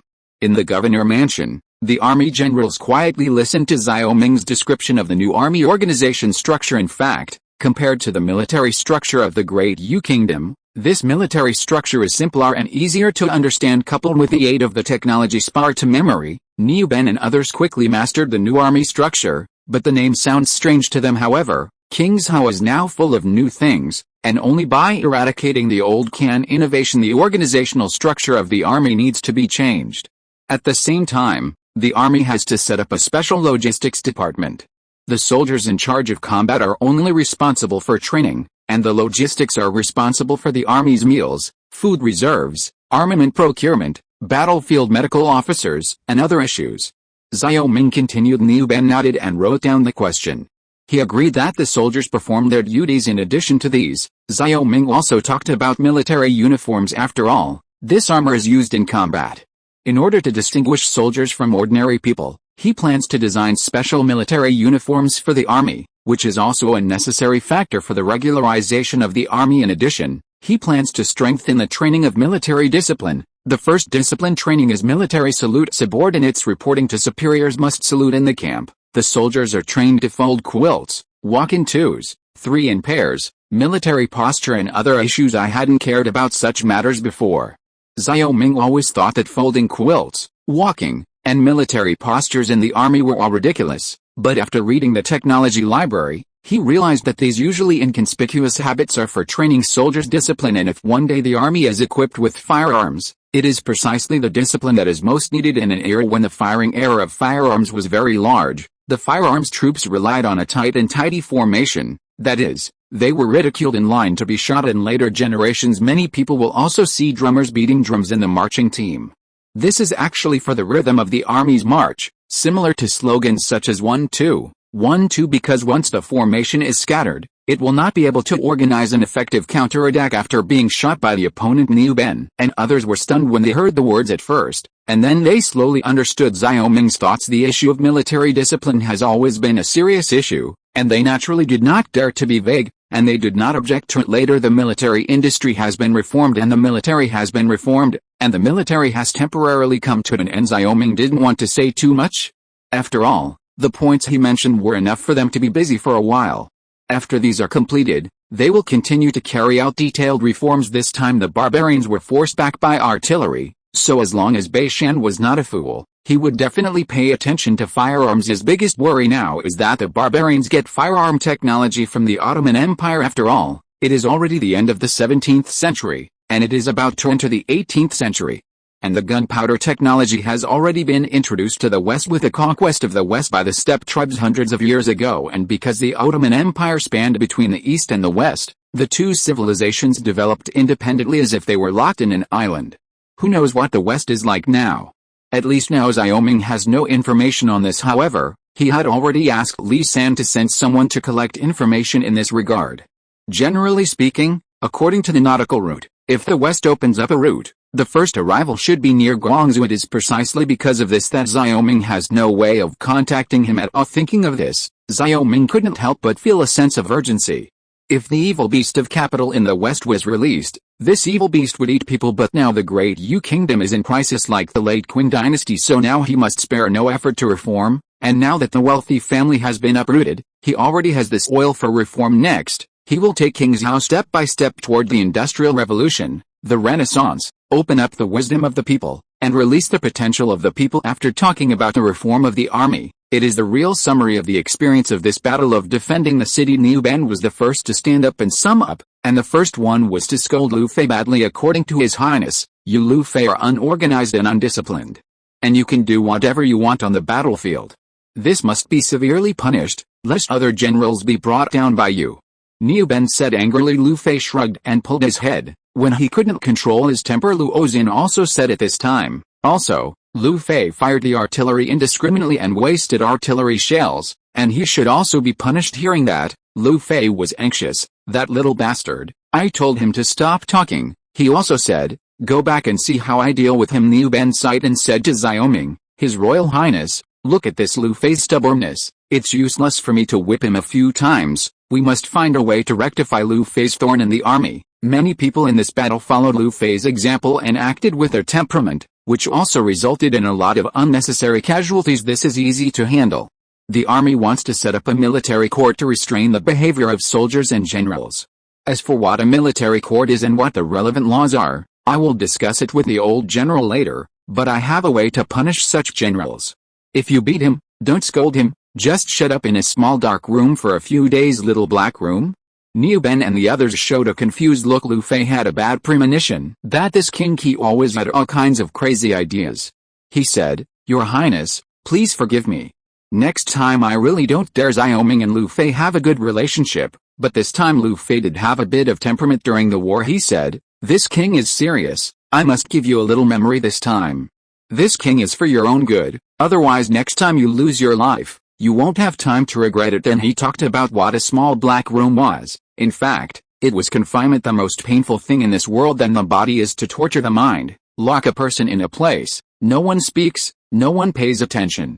And it is estimated that this person will basically go crazy in a week. After listening to Xiaoming's words, Lu Fei's face suddenly turned yellow. He used to be a big mouth, and now he's locked in a black blondin, where he is alone, which is more uncomfortable than killing him. Niu Ben opened his eyes again. This King Qi's rectifier also rectified so elegantly. Then the generals in the army summed up their experience in this defensive battle, especially in the use of projectile powder cans and artillery. Moreover, many generals also have confidence in their eyes when they talk about barbarians, instead of changing their faces when they talk about barbarians. Before in the end, Xiaoming concluded with a sentence. "Barbarians are paper tigers." When the generals heard the words, they laughed and said, "His Royal Highness is too right. The barbarians are paper tigers. If they look to scare people, they will be broken once they are stabbed." Looking at the generals laughing, Xiaoming thought that the purpose of this battle had been achieved, and he was afraid of the enemy, and he lost a third of his momentum before the battle. A group of people were having a heated discussion when a servant from the palace walked in. When he reached Xiaoming's ear, he said, "Your Highness, this imperial decree has arrived." Chapter 196. Feng Deshu looked at the Qi palace. He set off from Chang'an 7 days ago, was exhausted by boat and horse, and just arrived in Qingzhou today. The Qingzhou victory shook the court and the opposition, and the arrival of the newspaper in Chang'an made the details of the Qingzhou victory known to outsiders. On that day, Xiao Wangxuan entertained the ministers happily, and the next day, he was dispatched to Qingzhou Zuanzi as Xiao Wangxuan. Xiao Huiman, Feng Deshu personally came to Qingzhou, and he could see that Xiao Wangxuan attached great importance to Xiaoming here arriving in Qingzhou today. After he showed the token in front of the city gate, he was led by soldiers to Prince Qi's mansion. His Royal Highness King Qi is here. He was looking at the slightly simple Prince Qi's mansion when suddenly a voice called out. After a while, he saw a young man with a face similar to Xiao Wangxuan walked in. This was Xiaoming, the current King Qi. Old slave Feng Deshu has seen His Highness with a smile on his face. Feng Deshu bowed deeply when Xiaoming entered the main hall. Feng Shilin excuses himself. Xiaoming had a faint smile on his face. These eunuchs of the Great Yu Kingdom are collectively referred to as Xiao Huiman, while Feng Deshu belongs to the imperial eunuch in the palace, and the official position above his head is Huangman Shilin. Feng Deshu smiled even more. He didn't dare to put on airs in front of this vassal king. Everyone knows that this vassal king will definitely be favored by Xiao Wangxuan in the days to come. I haven't seen him for 3 years. His Highness has become more and more handsome, suave, and the jade tree is in the wind. The old slave almost never recognized His Highness. Feng Deshu's words contained a hint of flattery. No one in the world dislikes being worn with a high hat. Although this is a polite remark, Xiaoming still laughed and said, "I haven't seen you for a few years, but Feng Shilin is better at talking." Feng Deshu's eyes cracked with laughter. At this time, he took out the imperial decree in his arms and said to Xiaoming, "Don't say more. Your Highness must know what this old slave is for this time. Naturally, the royal father wants me to go back to Chang'an." Xiaoming said lightly. Feng Deshu nodded and unfolded the imperial edict. Seeing the imperial decree, according to the rules of the Great Yu Kingdom, Xiaoming needs to kneel to receive the decree. Although he had won a battle, Xiaoming knew very well that his current foundation was still very weak. This battle of defending the city not only weakened the Qingzhou army, but also cost him a lot of money. Only this ammunition, artillery and gunpowder cost hundreds of thousands of silver taels. Therefore, he has not been so arrogant to the point of contempt for imperial power. He stood in front of Feng Deshu, straightened his body, and was about to receive the order, when Feng Deshu supported Xiaoming. "His Royal Highness, there are only you and me in this main hall, so there is no need to follow the rules. After reading the imperial edict, it is better to follow me back to Chang'an as soon as possible. Feng Deshu's eyes flashed shrewdly. Xiaoming understood, with a smile on the corner of his mouth. This was Feng Deshu showing him again the rules are dead, and people are alive, which gives the Huangman a manipulative space to pass the decree. Thank you so much, Feng Shil, and Feng Deshu gave face, and Xiaoming also had to do it. He took the imperial decree and shouted to the outside, "Come here, bring the gift." After a while, 3 servants came in, each holding a cloth-covered plate in his hand. Feng Shilin, a little respect, please accept it with a smile. Xiaoming said. Feng Deshu's smile grew stronger. This King Qi was a sensible man. He said, "In that case, thank you, Your Highness." Xiaoming gestured to the 3 servants, and then the servants uncovered the cloth. The first plate has gold, this second plate has a bottle of perfume in a glass bottle, and the third is beautiful glass crafts. Feng Deshu's eyes suddenly lit up. This gold is second. After all, he has seen a lot of gold and silver things. The important thing is perfume and glass. These things are hard to buy with money. After all, these 2 things are only produced in Qingzhou, and there is no semicolon. Your Highness is so generous. How can this old slave dare to accept it? Feng Deshu walked to the glass and looked at it carefully. This glass looks like a cow, but there is no such glass product in the palace. Xiaoming said with a smile. The waiter came from a long way. This is nothing to worry about. Feng Deshu as Xiaoming inside, and he might be able to use him in the future. He still knew the basic etiquette as a vassal king. I can't be too petty, and if some yellow and white things can be exchanged for the contacts in Chang'an, it is worth it. Feng Deshu picked up the perfume again and smelled it, and said, Your Highness treats the old slave so kindly, and the old servant can't take these things from His Highness in vain, right? When we go to Chang'an, there are some things that His Highness should pay attention to, sir. Please speak. Xiaoming frowned. Feng Deshu said, His Royal Highness Kangzhou's victory this time is certainly a great achievement, but there are some things that the courtiers may chew their tongues. The old slave heard that the master and Quihao of the faction are preparing to talk about the artillery. This incident was not what Xiaoming expected. He knew that after the great victory in Kangzhou, the artillery would definitely not be able to hide it. Apart from this artillery piece, Your Highness seems to have promised the soldiers that the former homeland of King Yuan would be distributed to them. Another one is that most of the 100,000 barbarians killed by His Highness were once citizens of the great Yu Kingdom.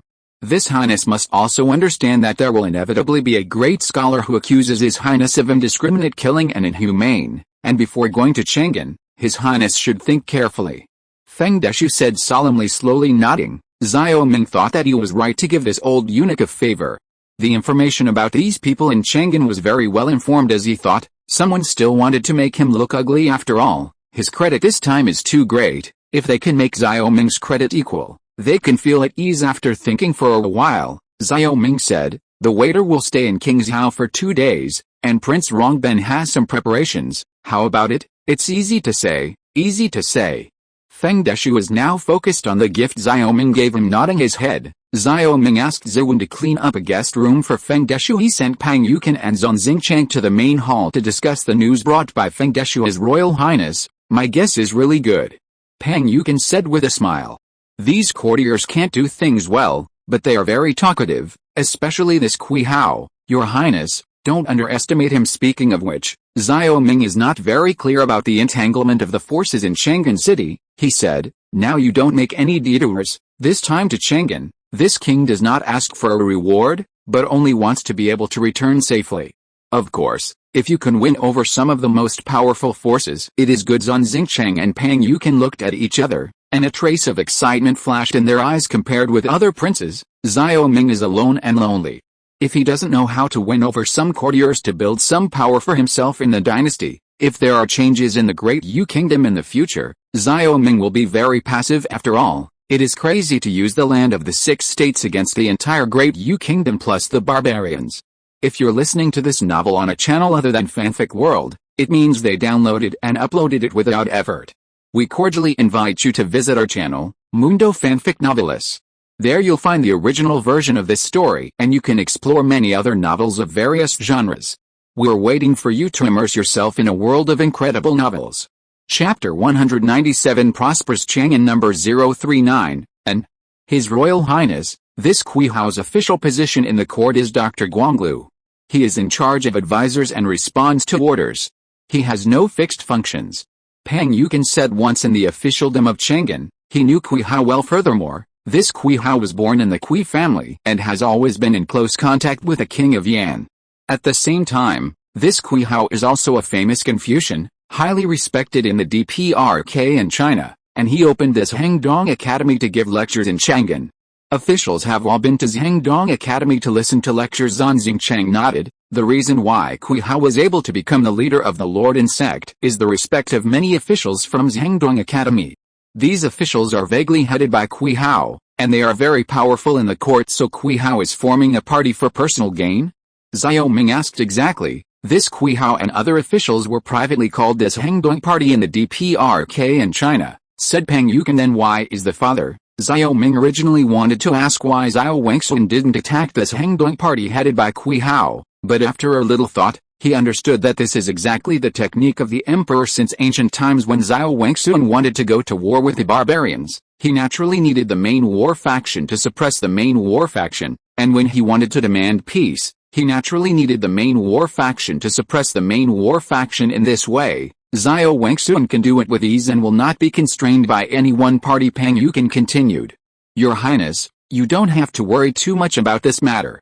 Don't you find it strange that these things came out before your Highness went to Chang'an? Gonggao shocks the Lord? Xiao Ming smiled wryly. This is all an official routine.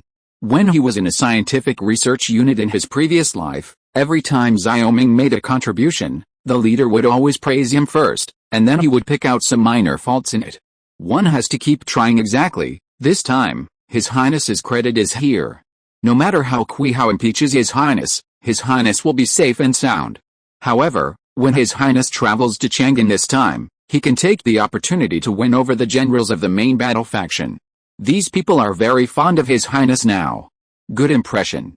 Pang Yukin said. Then Zhang Xingchang handed over a piece of paper and said, His Royal Highness, Pang Changshi and I have already listed the people who need to be wooed. There are both civil servants and military officers. Your Highness can consider contacting them after taking the list. Xiao Ming glanced at him. Luo Quan was listed first, followed by Fiji. There were also many other generals in the Imperial Army, first and second rank officers. Well, since this is the case, this king will go to meet these courtiers. Xiao Ming said he is in Qingzhou, and the officialdom in Chang'an City is unpredictable. At this time, he knows that he is not willful, and this basic diplomatic means is still needed. Otherwise, if there is a change in Chang'an City, he is afraid that even Concubine Zhen will not be able to rescue Concubine Zhen safely. Moreover, he did this so that Li San could also establish an intelligence collection system in Chang'an, so that he could get the news of Chang'an in time so that he could respond in time at the same time. He also wanted to show his attitude to the courtiers. Xiao Ming is an important support of the royal family. Whoever wants to be in the Great Yu Kingdom must also consider his existence. The reason for this is also Xiao Ming's strategic choice. Now it is obvious that the barbarians are the life and death enemies of the Great Yu Kingdom. The next time the barbarians come back, the war will only become more cruel. At this time, he did not want to see the domestic turmoil in Dayu, because he still needed a stable environment for development, otherwise it would seriously affect the development of Qingzhou capital. After all, at that time, he couldn't let industrial products be produced and sold in the 6 states as for overseas. I am afraid that there are many strong competitors. He does not have an advantage at all. Only by first monopolizing the market of the Great Yu Kingdom can Qingzhou accumulate primitive capital. Therefore, for this purpose, Xiao Ming went to Chang'an this time, saying that he must not make some attempts to stabilize the imperial power. After saying this, Xiao Ming asked the two to go back and he asked Ziwen to prepare for him what he needed to bring to Chang'an this time, and at the same time informed Niu Ben to prepare elite guards for him. After 2 days of preparation, Xiao Ming and Feng Deshu set off for Chang'an on the 3rd day. This time, Lu Fei and Lu Ozin accompanied him, and Aster and Lu Luo also went back together to take care of his food, clothing and daily life in 7 or 8 days. The group arrived in Chang'an. His Royal Highness, the front is Hangman, we are here. Feng Deshu said with a smile, looking at the tall city gate not far away with the 3 characters Hangman on it. Xiao Ming had mixed feelings for a while. This is the first time he has come to this world to go out such a long way. Along the way, he has walked one city after another, and he has seen different scenery in each place. This primitive and natural beauty makes people feel happy along the way, and Chang'an, the most prosperous place in the Great Yu Kingdom, His predecessor childhood memories were all about this city. It is said that Chang'an is very rich, and it seems that it is true now. The clothes of any ordinary people are much stronger than the people of King Zhao. Lu Feiwing said. Luo Xin proudly said, of course, then how could it be called Chang'an? Ignoring the bickering between the two, Xiao Ming and Feng Deshu continued to ride forward. Behind them, 1,000 elite cavalrymen lined up in 4 neat columns. The knight at the head carried a flag with a big key written on it.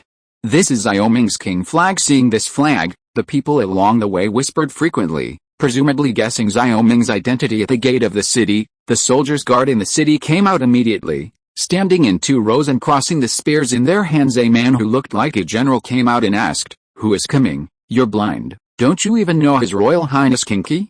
Feng Deshu said angrily. Hearing the word King Qi, the general immediately changed his face, and said diligently, "It turns out that it is King Qi. I should die at the end, and I won't let His Royal Highness King Qi enter." Feng Deshu nodded in satisfaction and said to Xiao Ming, "Your Highness, please, the Emperor is waiting for you in the palace at this time." After nodding, Xiao Ming rode his horse into Chang'an City. In front of him was Suzaku Avenue, a straight avenue that was 50 meters wide. While riding a horse, Xiao Ming watched Chang'an. The prosperity of Chang'an is still the same in these years. After all, the war in the northern Xinjiang is only related to King Zhao, King Liang and others. Most areas of the Great Yu Kingdom have always been in a stable living environment. Because of this, the royal places and the territories of many southern vassal kings have developed, which is much more prosperous than King Zhao. Lu Fei couldn't close his mouth as soon as he entered Chang'an. The city of Chang'an was densely populated with people, merchants, scholars and children of powerful people. The street was full of traffic at this time, with luxury carriages coming and going one after another, and servants and maids were almost always behind each carriage. Chapter 198 Father and Son. It's already autumn, and the elm trees on both sides of Suzaku Avenue are swept away by the breeze. Lu Fei, who was a little jealous of Chang'an's prosperity, said, "When will our King Zhao be as prosperous as this Chang'an? This is very difficult. This Chang'an is the ancient capital of the 7 dynasties, and this prosperity has been passed down." Luo Xin was proud. "Nonsense, this prosperity is not a baby, how can it be passed down?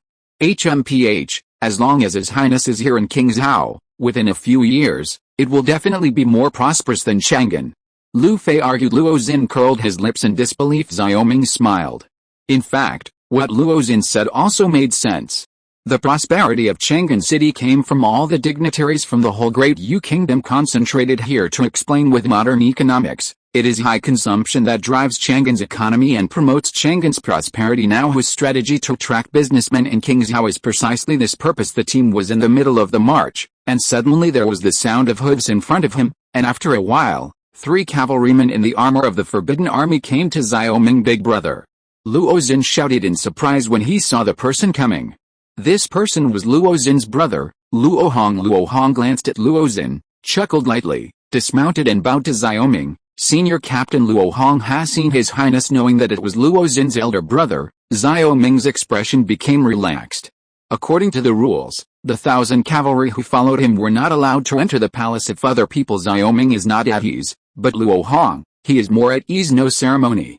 Xiao Ming said, "Is Captain Luo here to settle this king's troops?" "Exactly, the last commander is here on the order of His Majesty," Luo Hong said with a straight face. Compared to Luo Xin, this Luo Hong was much more rigid, which Xiao Ming had heard of when he was in Chang'an at this time. He said, "Lu Fei, you go with Captain Luo first and arrange the soldiers properly." Lu Fei nodded, clasped his fists and said, "Yes, Your Highness." Luo Hong raised his eyes and looked at Xiao Ming again, but without saying anything, he took Lu Fei and a group of cavalry towards the east. Feng Deshu took the opportunity to say, "The Emperor still feels sorry for His Highness, for fear that other princes will interfere and make things difficult for His Highness's soldiers, so Luo Hong is in charge of receiving father's love. This king is moved."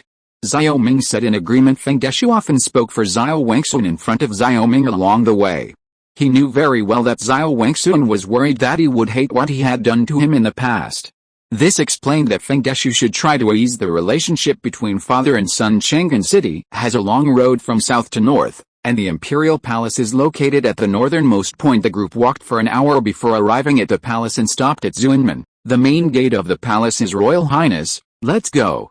Feng Deshu smiled, His task was finally completed. Looking at the rising and falling Qi palaces in the palace gate, the roads and steps paved with white jade, Xiao Ming seems to be in the Forbidden City in his previous life. The only difference is that the building structure here is different. Following Feng Deshu and Xiao Ming, they entered the palace, past the Chengqing Hall, and the two passed through a corridor and stopped in the hall in front of a lotus pond. At this time, Feng Deshu stopped a small yellow door and asked, "Is the emperor in the imperial study?" Reporting to Feng Shilin, "The emperor is waiting for his highness inside." Xiao Huangman said. Feng Deshu looked at the room opposite the Beiyu Bridge on the lotus pond and said, "His Royal Highness, I will not send you to this old slave. The emperor is waiting for you." "Thank you, Feng Shilin, for your hard work along the way."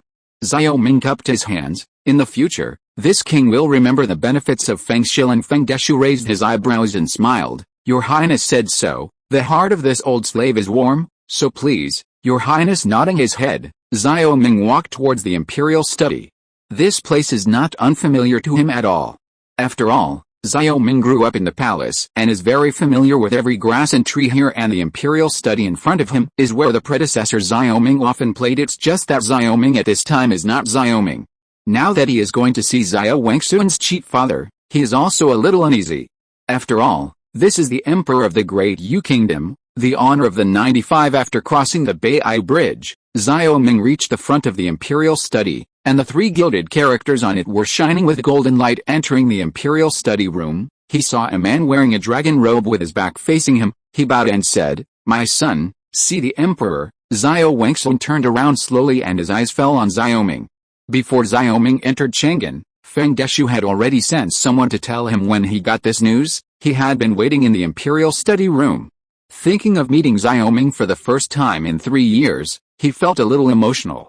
This was thrown in King Zhao by himself, and 3 years ago, he was whipped and sent back to his son. How would he think of his father now? "You have grown up." After staring at Xiao Ming silently for a while, Xiao Wangxuan suddenly did not say what he had planned, but Xiao Ming was stunned for a moment, and he raised his eyes to look at Xiao Wangxuan. Now Xiao Wangxuan is over half 100 years old, with white strands showing in his hair, and his body is a bit hunched, looking like a half-100-year-old old man. However, as before, the majestic aura on his body was not weakened at all. Royal father is still incomparable, and his majesty is still the same. Xiao Ming said flatly. Hearing this, Xiao Wangxuan laughed. "When did you learn to flatter yourself? It seems that you have learned a lot in King Zhao in the past 3 years. This is because Pang Yukin has taught me well, and my son has only learned a little bit." Xiao Ming threw the blame to Pang Yukin. Xiao Wangxuan looked at Xiao Ming again. Naturally, he did not believe what Xiao Ming said. He knew exactly what kind of person Pang Yukin was, and he would not teach him to flatter him if he taught anything. After thinking about it for a while, he realized that this was Xiao Ming's excuse, but he didn't want to worry about this issue. This time Xiao Ming came to Chang'an for King Zhao. He said, "It's getting late today, go see your mother, he misses you very much. It's okay to talk about it tomorrow." "Yes, royal father," Xiao Ming said in a proper manner. When Xiao Wangxuan rolled his eyes just now, he realized that what he said was wrong. It seems that in front of this emperor, he should be more careful. Xiao Wangxuan waved his hand. In fact, he had a lot to say to Xiao Ming, but out of the dignity of a father and an emperor, there were some words he couldn't say. Xiao Ming bowed out of the imperial study, and felt relieved. He didn't know how to talk to Xiao Wangxuan, and he was very embarrassed. Walking eastward along the imperial study, Xiao Huangman led Xiao Ming through an archway, behind which was the courtyard of the concubines. At this time, Xiao Ming was even more nervous. The person who was going to meet was concubine Zhen, his nominal mother concubine. Chapter 199 Reunion. In the Bishu Pavilion, Liu Li has been waiting at the door from the morning. Concubine Zhen came to ask several times, for fear of missing King Qi, but it's no wonder that it has been 3 years since King Qi left. For a mother, there is nothing more painful than this. After all, King Qi is concubine Zhen's only hope. Leaning at the door, Liu Li was counting the petals board, and when she heard footsteps, she instinctively looked in the direction of the sound. "I saw Xiao Huangman led a handsome young man towards the clear water pavilion. In the land of concubines and concubines in the harem, the only men who can freely communicate with each other are the saints of the year, and the others are the princes." Looking at this young master at this time, Liu Li was suddenly pleasantly surprised. Although Xiao Ming's appearance had changed a lot 3 years ago, the general appearance remained the same. She immediately ran back in surprise and shouted, Madam, your Highness is back. "Your Highness is back." Concubine Zhen, who was anxiously waiting in the Bishu pavilion, was stunned when she heard the words, and then 2 lines of tears flowed down. She put down the female worker in her hand and walked out quickly with the help of the palace maid. Xiaoming also arrived at the door at this time. He still remembered that the palace maid just now was literally next to Concubine Zhen before he could go in. A beautiful woman in a purple palace costume walked out of the palace at this time. Seeing Xiaoming, the beautiful woman greeted him with tears in her eyes. This is Xiaoming's predecessor's mother, Concubine Zhen Ming'er. When she got close, Concubine Zhen cried and hugged Xiaoming, crying. Seeing this, the other palace maids also wiped the corners of their eyes, as if moved by this scene. Xiaoming was even more embarrassed than seeing Xiao Wengxun at this time, but the mother in front of him was his own name for Concubine Zhen. Xiaoming is grateful. In any era, mothers are great. Concubine Zhen, like all mothers, shelters herself from the wind and rain in this dangerous place in Chang'an. If it weren't for Concubine Zhen's help, her wine and perfume would not have been able to sell so well in Chang'an. Among them, the fashion trend spread in this palace played a big role. According to the normal meeting, the predecessor Xiaoming is afraid that he will cry and cry at this time, but Xiaoming can't cry. After all, he is not that Xiaoming being hugged by Concubine Zhen. Xiaoming didn't know where to put his hand for a while. After hesitating for a while, he patted Concubine Zhen's thin shoulder and said, "Concubine mother, my son is back." Concubine Zhen nodded in Xiaoming's arms, then raised her head after a long while, looking at Xiaoming constantly, as if she wanted to see Xiaoming enough. Wiping away her tears, Concubine Zhen grabbed Xiaoming's hand, broke into a smile, and said to Liu Li, "In 3 years, my Ming'er has grown taller and more handsome, so let's go and sit in the room." Concubine Zhen's gentleness like water warms Xiaoming's heart, and this feeling of being cared for will always touch people. Xiaoming thought to himself that since he was already Xiaoming, he should not remember his previous life in the future. After all, this is his new life. Thinking of this, Xiaoming suddenly let go.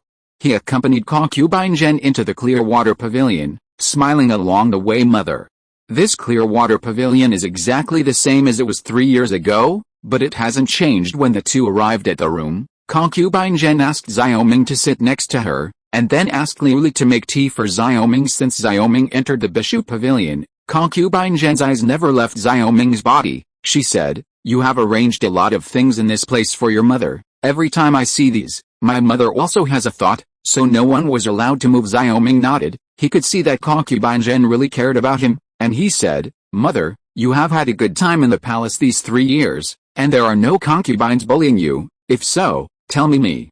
I'll take care of him for you." Xiaoming's words warmed Concubine Zhen's heart, and her tears remained. There are not many people in the palace compound who can be trusted.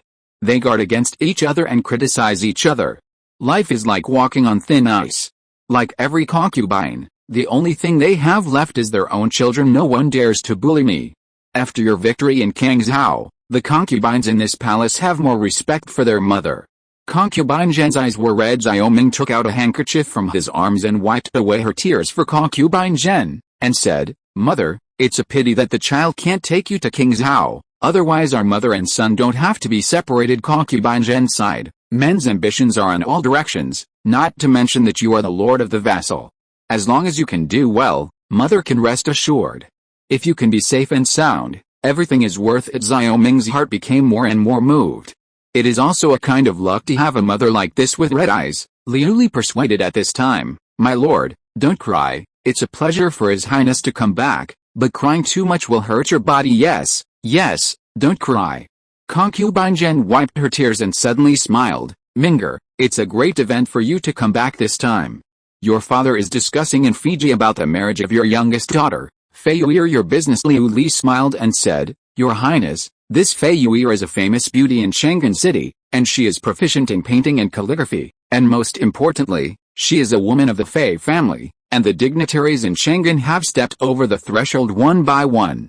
Useless in his heart, Concubine Zhen had already told him about this, and he said, "It's just that few people in Chang'an City have seen Fei Yu'er, so how do you know whether he is ugly or beautiful?" Concubine Zhen glared at Xiaoming. "Why don't you change your temperament? The color of words is the first knife. How can this marriage matter? Only look at appearance. As long as it is the daughter of the Fei family, even if she is ugly, others will fight to marry you. However, you are still picky. For this time, Your father does not know how much he has spoken with Fiji, and Fiji is still ambiguous. This time you came to Changan and went to see Fiji after receiving the reward. It's just a matter of waiting for you to make a trip, and it will probably be done, mother. This Fiji is too big. He doesn't listen to what the father says. Isn't it going to be the opposite? Xiao Ming slapped the table. Concubine Zhen hit Xiao Ming lightly. It's said that you have changed your temperament. How can I see that it is still the same as before, if your father and emperor decreed? Fiji will naturally be unable to resist the decree, but there must be etiquette between monarchs and ministers.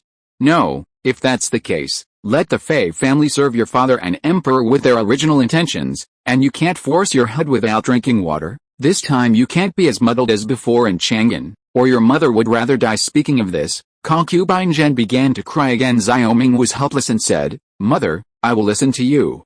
After tomorrow, I will visit the Fiji family. I just hope that Fiji will not deliberately make things difficult. Concubine Zhen suddenly laughed. It's almost the same, don't worry, this visit to Fiji's house is just a passing scene, and Fiji will definitely not make things difficult for you. Chapter 200 The Artillery Theory. A red sun just showed the horizon, and the sound of bells rang suddenly in Changan City. After the 3 rounds of bells, the Fangding of Changan City opened the doors of the Minfang one after another.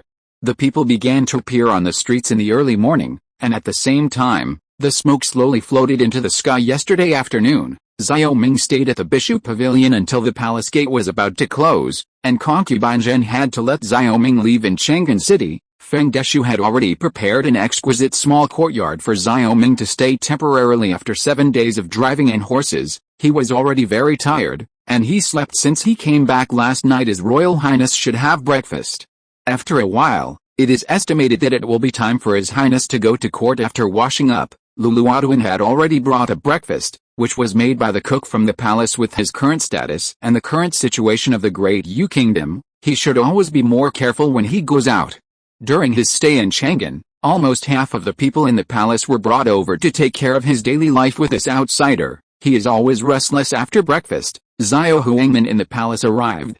Xiao Ming put on the purple round-neck unicorn official robe belonging to the vassal king, with the golden fish charm accessories hanging on his waist, wearing 2 beads on his forehead, followed by Xiao Ming. Huangman went to the palace. Lu Fei and Luo Xin were already waiting for him outside the door. When they saw Xiao Ming, they bowed. How does it feel to live in the Jinwu Yi camp of the Forbidden Army? Xiao Ming asked Lu Fei with a smile. This is the first time Lu Fei has come to Changan, and it is the first time he has traveled so far. Before Lu Fei could speak, Luo Xin laughed. His Royal Highness does not know, Lu Fei kept the knife under the pillow all night. I almost ate the knife when I called him in the morning. Lu Fei snorted and said, it's always better to be careful when you go out. I also want to be able to mount a horse and come to escort at any time. Then you are still sleeping. So did the two started bickering again. Xiao Ming shook his head lightly, ignoring the two of them, and looking at the officials on Suzaku Avenue. The officials of the Great Yu Kingdom basically walked to the court, so in the early morning, officials in court clothes would be seen walking towards the palace in 2s and 3s. The 3 were walking when suddenly a voice called Luoxin came. Xiao Ming turned around and saw a man in a purple official robe walking towards the 3 of them. Seeing this person, Luo Xin shouted excitedly, Dad! This person is Luo Quan. Xiao Ming also knew Luo Quan. He smiled and said, General Luo, long time no see. Your Highness. Luo Quan first greeted Xiao Ming. When Xiao Ming went out just now, he saw the 3 of them, so he walked a few steps forward to say hello. Lu Fei learned that the famous Luo Quan was in front of him, and his face was excited. After Luo Quan saluted Xiao Ming, he said, I saw the general and Lu Fei after chatting with each other. Luo Quan smiled and said, I've heard that Colonel Lu Fei in King's Hao is brave and unparalleled. When I see him today, I can see a thing or two in his aura. The general has won the prize. Lu Fei scratched his ears happily. Luo Xin said dissatisfiedly, Father, why did you never say that to me? HMPH, what do you have to say? You are far from Lu Fei. This is in King's Hao. You should learn a lot from Lu Fei. Luo Quan said sternly. Hearing this, Lu Fei was even more proud, and threw a provocative look at Luo Xin. After greeting Lu Fei briefly, Luo Quan walked to Xiao Ming's side and walked towards the palace together. His Royal Highness, this great victory in King's Hao is really exciting. This time your Majesty will reward you for meritorious deeds. Your Highness is just as glorious. Luo Quan said while walking. This Luo Quan is also the object of Xiao Ming's appeal this time, and he said bluntly, I don't care about the reward for meritorious deeds, it is nothing more than some yellow and white things, I just want this trip to Chang'an to be safe and not to be difficult. Luo Quan smiled bitterly, His Royal Highness thought too simple, such a great contribution, how could no one make trouble, otherwise His Highness will eclipse other princes, and many people will not be happy. It seems that the general has already made up his mind about the affairs of the court today. Xiao Ming said meaningfully. His Royal Highness left Chang'an when he was 13 years old. I don't know much about the officialdom in Chang'an, but after staying for a long time, the door will be cleared, but your highness does not need to worry. This time, the emperor is facing his highness. Dismantling the trick is that there is no need to leave any face to those civil servants. Xiao Ming nodded. Thank you, General, for reminding me. After saying this, Luo Quan looked around and whispered to Xiao Ming, His Royal Highness, today's court is not about merits and deeds, but the weapon used by your highness in Kangzhou, artillery. Xiao Ming's expression moved slightly. Ever since the battle in Kangzhou City, he knew that the artillery couldn't hide it, although he didn't mention artillery in the newspaper, but from Luo Quan's point of view, the officials in Chang'an were very aware of the power of artillery in this battle. The news of Chang'an City is really accessible. I didn't expect to know about the artillery so quickly. Xiao Ming said lightly. Luo Quan smiled and said, His Royal Highness, the news of this artillery piece is tightly sealed in Kingzhou, but Beishan will not hide it from His Royal Highness. Now this Chengdu, Beishan is making excuses for the failure of the Battle of Kangzhou, and this artillery piece is his. One of the reasons is that this cannon is unparalleled in power, spitting flames and making a sound like thunder. Ha ha ha! Luo Quan's serious look made Xiao Ming suddenly burst into laughter with a puzzled look. Luo Quan asked, Why is your highness laughing? Luo Xin interjected, Dad, you don't even think about it, is this possible? What about killing a person in 10 steps without leaving 1,000 miles away? This Beishan is obviously trying to shirk his guilt and is bragging about the power of artillery, but in fact this artillery is just similar to a torch, but it has a longer range. Really? Luo Quan was surprised today. In the officialdom of Chang'an, artillery is rumored to be magical, and many generals are looking forward to it. Many people immediately blame the Kangzhou battle on artillery. It seems that as long as there are artillery, they can kill the barbarians. People turn their backs on horses. It's exactly what Luo Xin said. Xiao Ming said, the general said so. It seems that the courtiers in the court today will definitely let this king hand over the artillery craftsmanship. Luo Quan nodded.